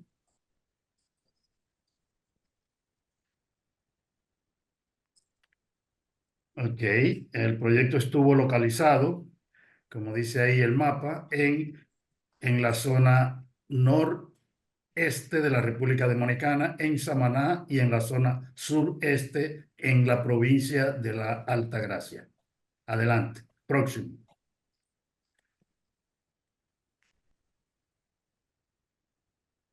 Próximo. Muy bien, entre las lecciones aprendidas pudimos ver que sí se pueden mejorar las condiciones de los ecosistemas marítimos y terrestres al trabajar con las comunidades. Las comunidades, quitar presión en el ecosistema marítimo, desarrollando oportunidades de vida, oportunidades de desarrollo y mejorando la agroforestería que sí influye directamente en los ecosistemas marinos. Este proyecto, Fundación Red Dome, se asoció con Fundemar para la parte de corales, principalmente en Valladolid, y con CEPSE, una organización local que trabaja en la zona de Samaná, principalmente en el área de los manglares. Próximo.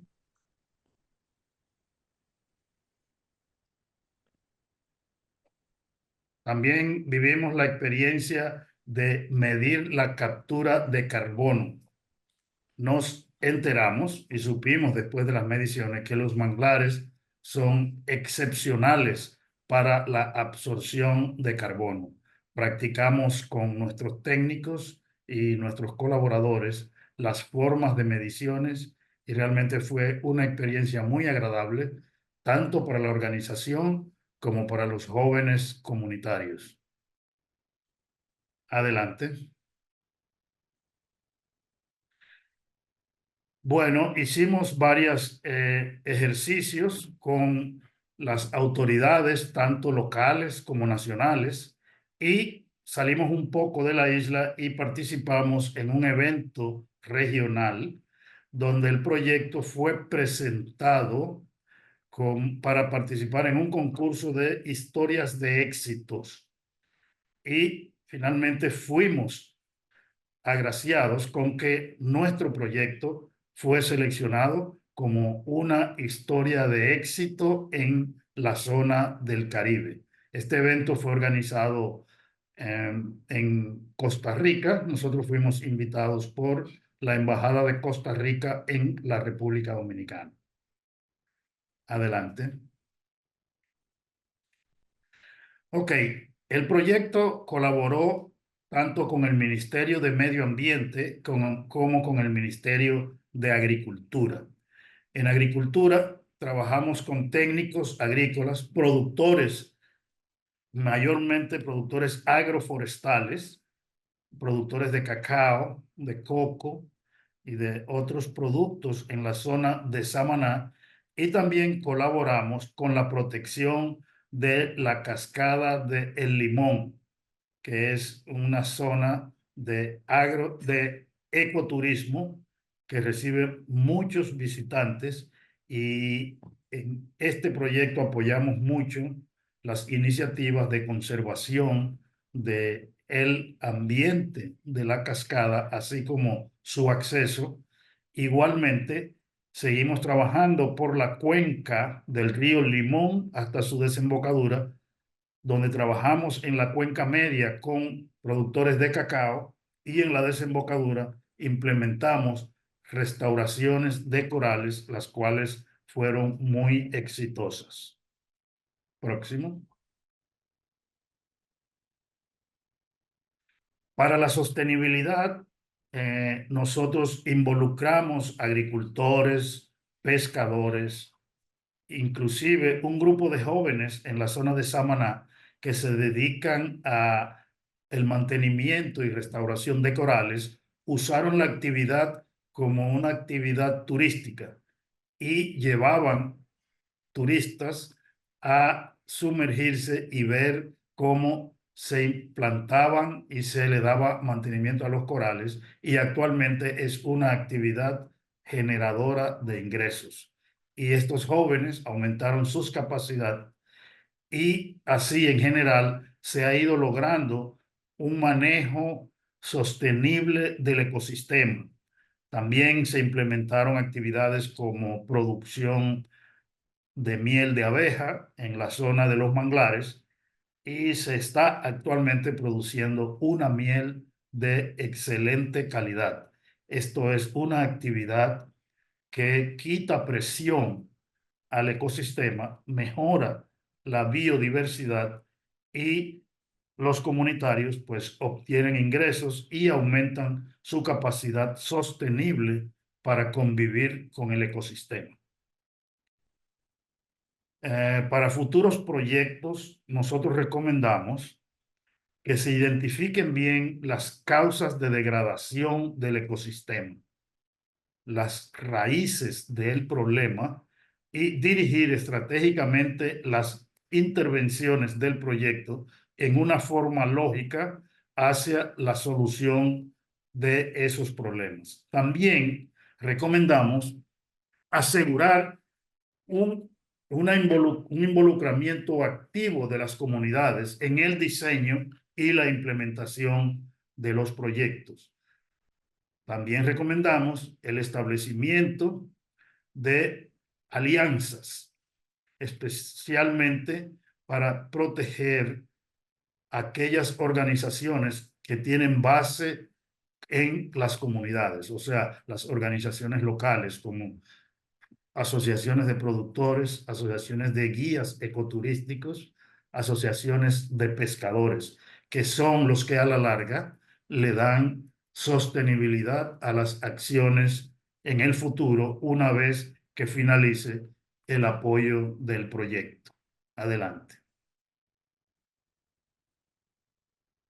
Como podemos ver, las EbA y CBF han facilitado particularmente trabajar con el acercamiento basado en la comunidad, en todas las acciones de los proyectos EbA, donde se asegura un involucramiento activo de la comunidad en el diseño y la implementación de los proyectos. O sea, hacemos reuniones, consultas, los hacemos partícipes, los hacemos colaboradores, y eso es a todos los niveles de la comunidad. Hablamos de los entes productivos, las autoridades municipales, los centros escolares, las organizaciones de la sociedad civil y todo el personal, todas las organizaciones que gravitan dentro del ecosistema. Los hacemos partícipes y los hacemos sentirse dueños de las acciones que se implementan y que ellos sepan que son los que la van a continuar haciendo en el futuro. Adelante. Muchas gracias por su atención. Yo sé que ya estamos un poco cansados por acercarse el mediodía. Estamos abiertos a contestar preguntas y compartir con ustedes muchas de las experiencias que tenemos aquí guardadas, pero que estos 10 minutos no eran suficientes para poder exponerlas todas. Así que muchas gracias a CBF y al personal de EbA por darnos esta gran oportunidad. Estamos aquí en la República Dominicana, pero con disposición de colaborar con todos nuestros amigos del Caribe. Buenos días.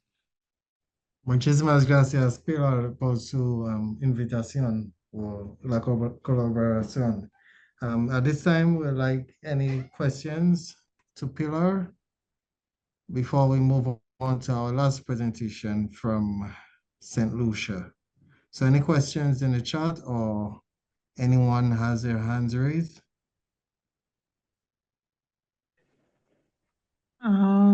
No questions thus far from the chat. Okay. Okay, great. So we'll move over to our last presentation from the St. Lucia National Trust. And we'll call on Dominic, and bearing in mind it's lunchtime, Dominic, we ask that you keep us within the time limit so that we could have Ulrike present on a new initiative that may interest some of the participants on board, after which we'll have the polling session where we'll do a short survey on this session and our closing, and before we let you go. So Dominic, if you are here, the floor is yours. Yes, I am. And thank you for this opportunity on behalf of the St. Lucia National Trust. So the project that we were implementing was entitled Increasing the Climate Change Resilience and Public Awareness of the Point 7 Environmental Protection Area and the Pigeon Island National Landmark Ecosystem. The two areas, one in the north and one in the south of the island, that the trust is active in. Next slide, please. So in terms of an overview, these are areas that have interconnected networks and systems of beaches, seagrass beds, coral reefs, and dry forests. And that's both the north, the Persepa and the Pigeon Island National Landmark, but the Persepa, which is in the south, also contains mangroves. And now these are areas that have suffered severely from coastal degradation and damage to coastal infrastructure, and because of climate change, the impact on the ecosystems and the mangrove ecosystem. So the project was designed by the trust to address these challenges. And in terms of objectives, the first objective, the two key objectives that the project addressed, was firstly to assess and improve the adaptive capacity and ecosystem value of the mangrove forests within the Persepa and the coral reefs within Persepa and Pigeon Island National Landmarks. And secondly, the second objective, to undertake studies and implement measures to reduce causes of degradation of coastal resources. So in response to the first objective, the project looked at, and you're now viewing the project locations, the Persepa in the south on the southeast coast, and a larger map showing the Persepa region. So that's where the mangrove assessment was conducted, and a coral reef assessment was also earmarked for that area, but the project time did not allow for that. Next slide. The project also undertook studies and rehabilitation of sand dunes and restoration of coastal vegetation in the targeted areas, and the coastal stabilization study, and that one is specific to the previous area, the Persepa. So, in terms of some of the lessons learned, first, one key lesson was that there was a number of challenges that needed to be surmounted. So, the emergence of COVID-19 in particular, right around the time when the project was going into implementation, COVID-specific challenges, restriction on hosting in-person meetings and workshops, so that impacted our ability to engage our stakeholders in real time.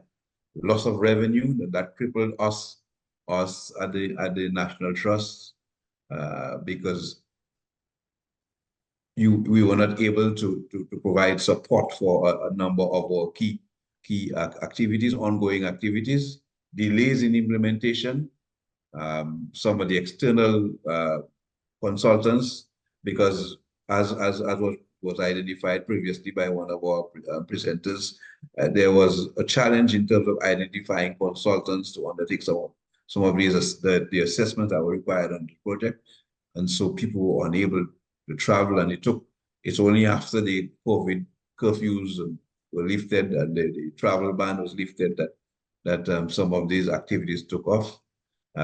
Shipping delays, again caused by COVID and other externalities. Next slide, please. In terms of the project itself, the design, some of the activities were under budgeted. I have referred to impact of externalities, inflation caused by these externalities, the undercosting of some project components. I mentioned already the availability of technical expertise required for implementation, and we had to go outside of the region.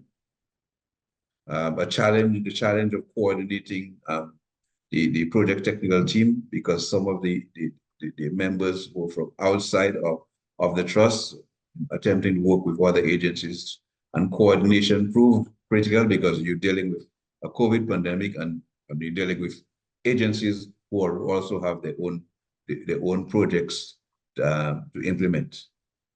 So that impacted a lot our timelines. Next slide, please. So,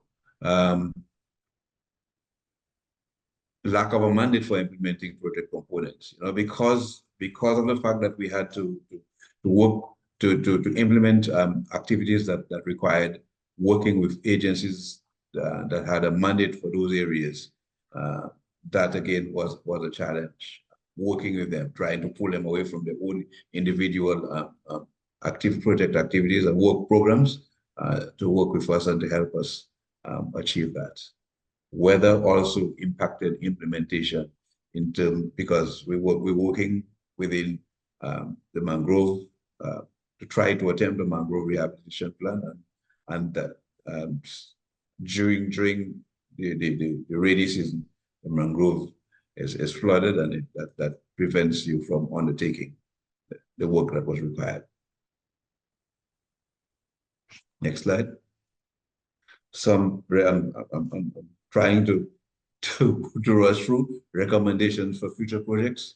So again, a lesson that was learned from COVID, the use of online presentations and blended modality, trying to work that into the culture of programming and project implementation to ensure, and trying to use technology and find ways of reaching out to stakeholders and partners to ensure that they are engaged during the project implementation process.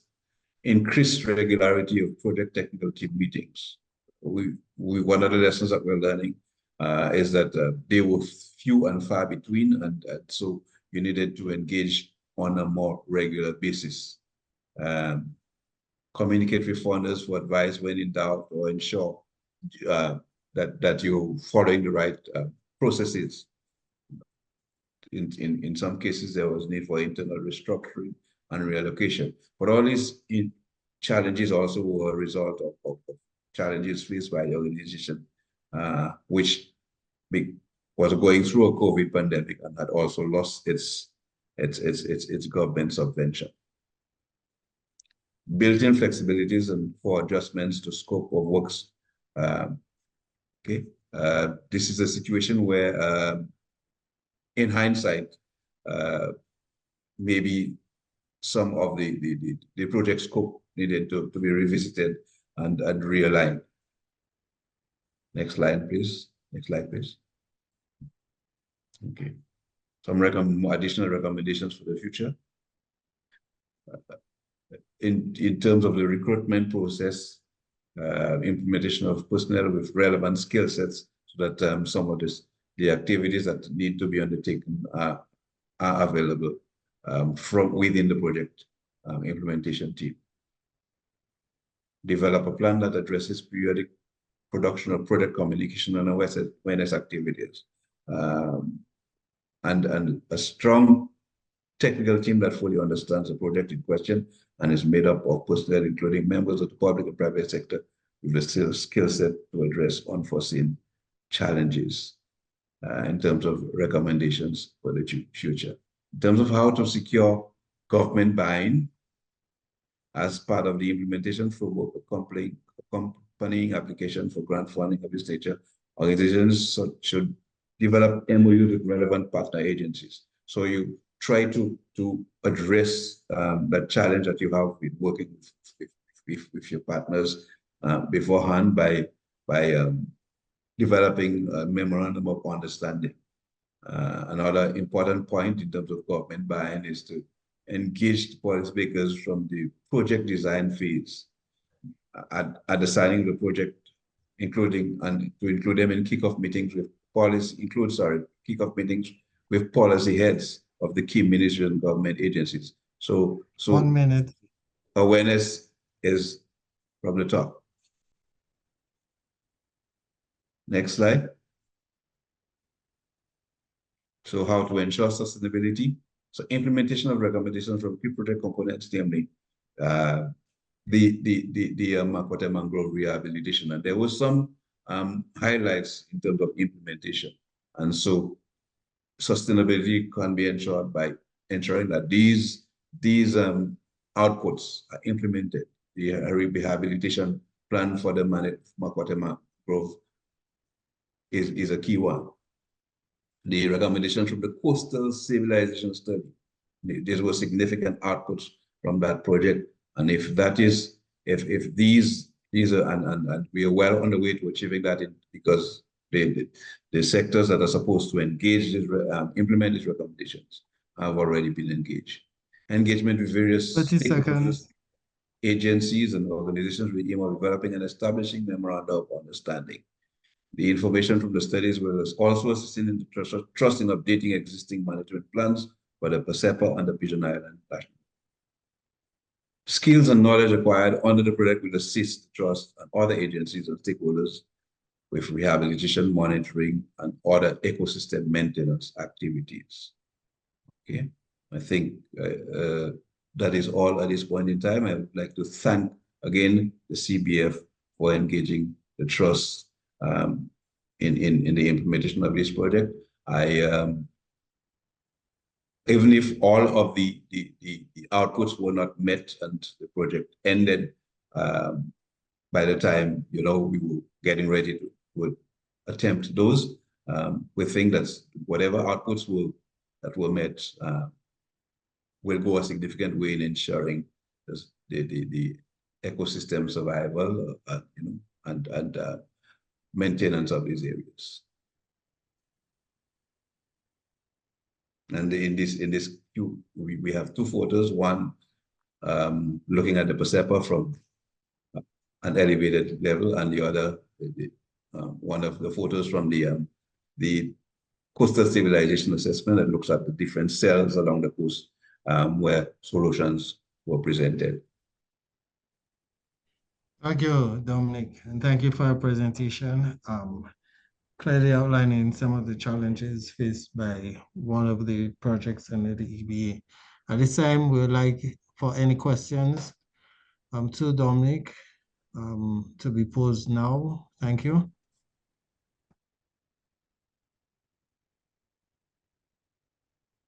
If there are no questions, are there any more questions for any of the presenters? We have roughly about 5 minutes in case.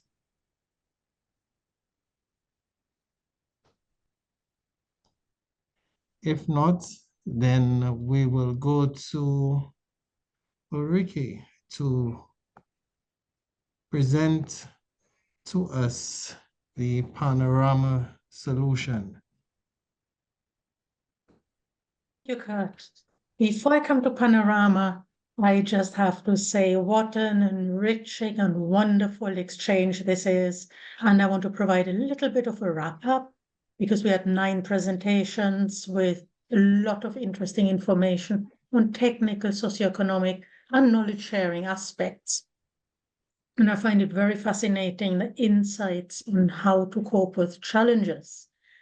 Reaches from the technical coral bleaching that affected almost every coral species and how to adapt to it. There are a couple of really interesting solutions, mangrove restoration also. And a recurring message here was what we had already promoted in our restoration workshop 2 years ago, the need to address the root causes. So that comes out for me very, very clearly. There were very interesting lessons on project management and how to cope with the challenges posed by COVID and other challenges, most notably also how to work in Haiti and in Cuba, both quite difficult geographies to implement projects effectively. They are unique and there are certain tricks that work better in those countries that you have to bear in mind with the culture. And we see great success from our grantees. Very important in that context is stakeholder engagement, and that reaches from community ownership, stewardship, how to create it in the different cultures. Very important to get government buy-in for the long-term sustainability. And it is clear to me that there's no one size fits all. It is all different building blocks, so to speak, that work in different places and might not be directly transferable to others, but can be adapted and can be useful to others. And that is what all these exchanges are about. For example, in Haiti, important to note is that you start with the local project, local governance, and then you can influence at the higher level because the country did not have a government for most of the implementation of the project, which is really remarkable. And that is all about sustainability, and sustainability is what we are aiming for. So we do need strong strategic alliances that was mentioned by several presenters, government mainstreaming, and how to get that. So we will learn from your presentations and hopefully put it in a more systematic format to extract the lessons learned that we were given today. It is beautiful to see a school of wetland restoration come up, and several projects gain follow-on funding, which is also wonderful. So in that context, it is very important that we continue to learn and to share knowledges. And that brings me to the Panorama Solutions. That is a network of peer-to-peer practitioners. It is global. It has over 1,500 solutions, over 1,000 solution providers. And next slide, please. It is generally on coastal marine ecosystem, rich to reef also. And just on EbA alone, there are almost 190 full solutions. Plus there are snapshot solutions, which are a little bit shorter, where some of the subheadings that are presented on the platform cannot be completed, but you can still upload. But what I really want to point out, many of the solutions, yes, they were developed in one locality, but because one size does not fit all, not everything might be applicable elsewhere. And the beauty about the panorama, and you have the website up there to explore yourself, is that it is structured in building blocks. So those solutions come in bite-size shape, and you can extract the part that works for you, and that makes it very people-centered and adaptable. And I invite you to do two things. One is to explore solutions that can help you in your projects, so you don't reinvent the wheel. The solutions are available in English, Spanish, and French. And the other one, I want to encourage you within the next 2 weeks, take what you've presented today, and the other information maybe you might have that you didn't have time to present today, and upload a solution to that platform so others can benefit. And send us the link, please, so we can continue sharing. Because it is all about peer learning. And I also like to thank especially those people who are no longer funded by projects, because most of the projects have ended. Some are wrapping up their final reporting, but the majority has ended and the staff is no longer supported by project funding. And it is wonderful to see everybody feeling part of the CBF family and continue. And 3 of the presenters we hope will also be presenting at the global level at the COP, Biodiversity COP. We have 1 presenter earmarked, hopefully to present, and for the climate change COP, 2 of the presenters we had. So hopefully we can take this to a completely new level. And with that, I think, Kurt, if I'm not mistaken, we can take it to the poll and afterwards the group photo. So do not run off for lunches yet. We do want everybody on the group photo also. So yes, you have full control and we could launch the poll. So we just kindly ask that you take, it's 5 very simple questions, and we do ask that all participate, so it would help us improve moving forward and when we engage in such activity. So please, we still have quite a few of you here. It wouldn't take more than 5 minutes. We just ask that you just run through the questions quickly and rate the quality of the session and the information obtained. Thank you.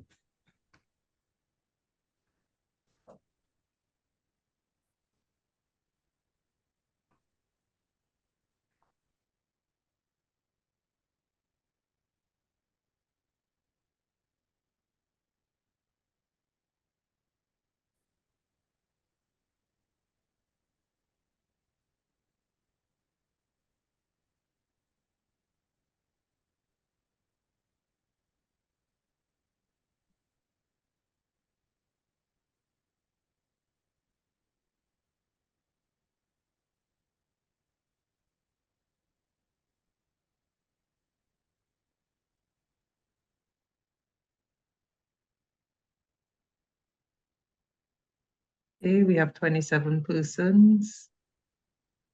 Can everyone access? Can everyone see the pool? They can't, and I think also the team should complete it. Oh, okay. I'm the host, so I have to end the poll. I don't have access to the poll. I can only see the responses. Okay. And I think the people who have left, we can send it by email. It wouldn't be anonymous then, but those who want to complete it anyway. And also anybody who has suggestions, we invite you to email us with constructive criticism, more detailed suggestions, how to improve future events like this.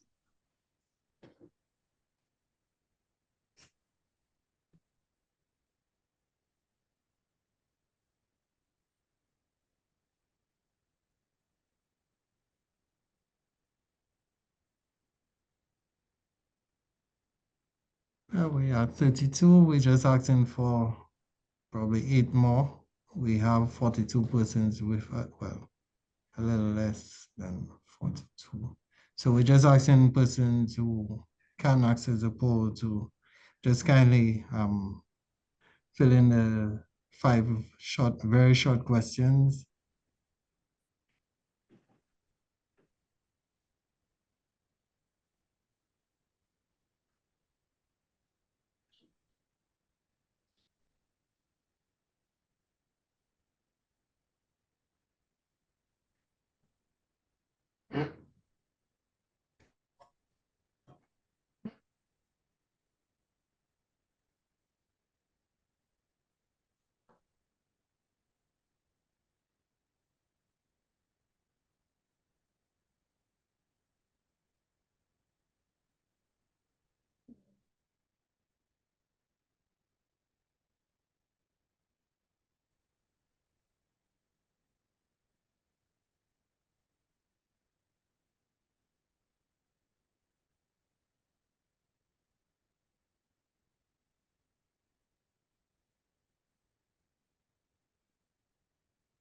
And you can be honest, there are questions 3, 4, and 5. It's very simple. You just choose one. You're not asking you to write anything. So you see that the numbers for 3, 4, and 5 are a bit lower than for 1 and 2.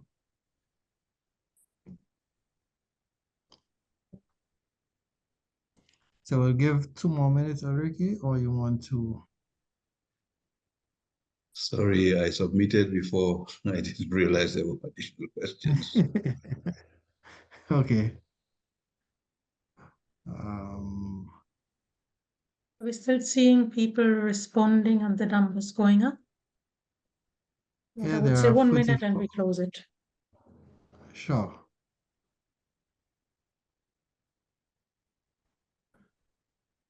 Persons answering question 3, 4, and 5, please, if you could just finish up. We're missing about 10 responses.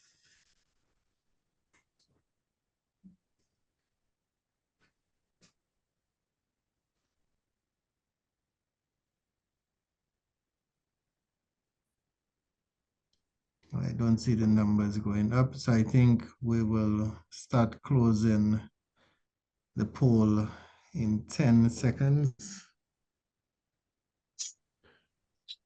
5, 4, 3, 2. All right, well, the poll is now officially closed. Okay, so I think what we would like to do now before we run off is to quickly take a photo of the participants. So those who are able to turn on your cameras, we kindly invite you to do that. Stop sharing.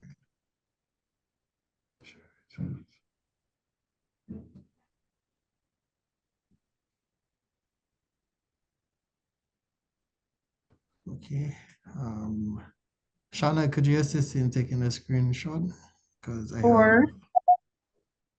Are we ready? Is everyone ready? Yes, we are. Okay. Get your best smile ready. 1, 2, 3, cheese. Cheese. Wait. No. Okay. Let's do another one. Okay. I think we're done. I think we're good. Okay, so thank you very much for sticking with us to the very end. We do appreciate your time and presence. And if there's anything, we do empathize with the crew from Haiti. You are in our thoughts, and we constantly mention you. So we do hope the situation there improves and quickly. Ulrike, Shana, anyone else wants to give the bidding remarks? Everybody's hungry, so thank you, Kurt, and thank you to all presenters, translators. I know you had quite a rush job because Spanish is so much longer than English, and some of the people spoke fast English. So thank you all, and hopefully we have many more fruitful exchanges like this.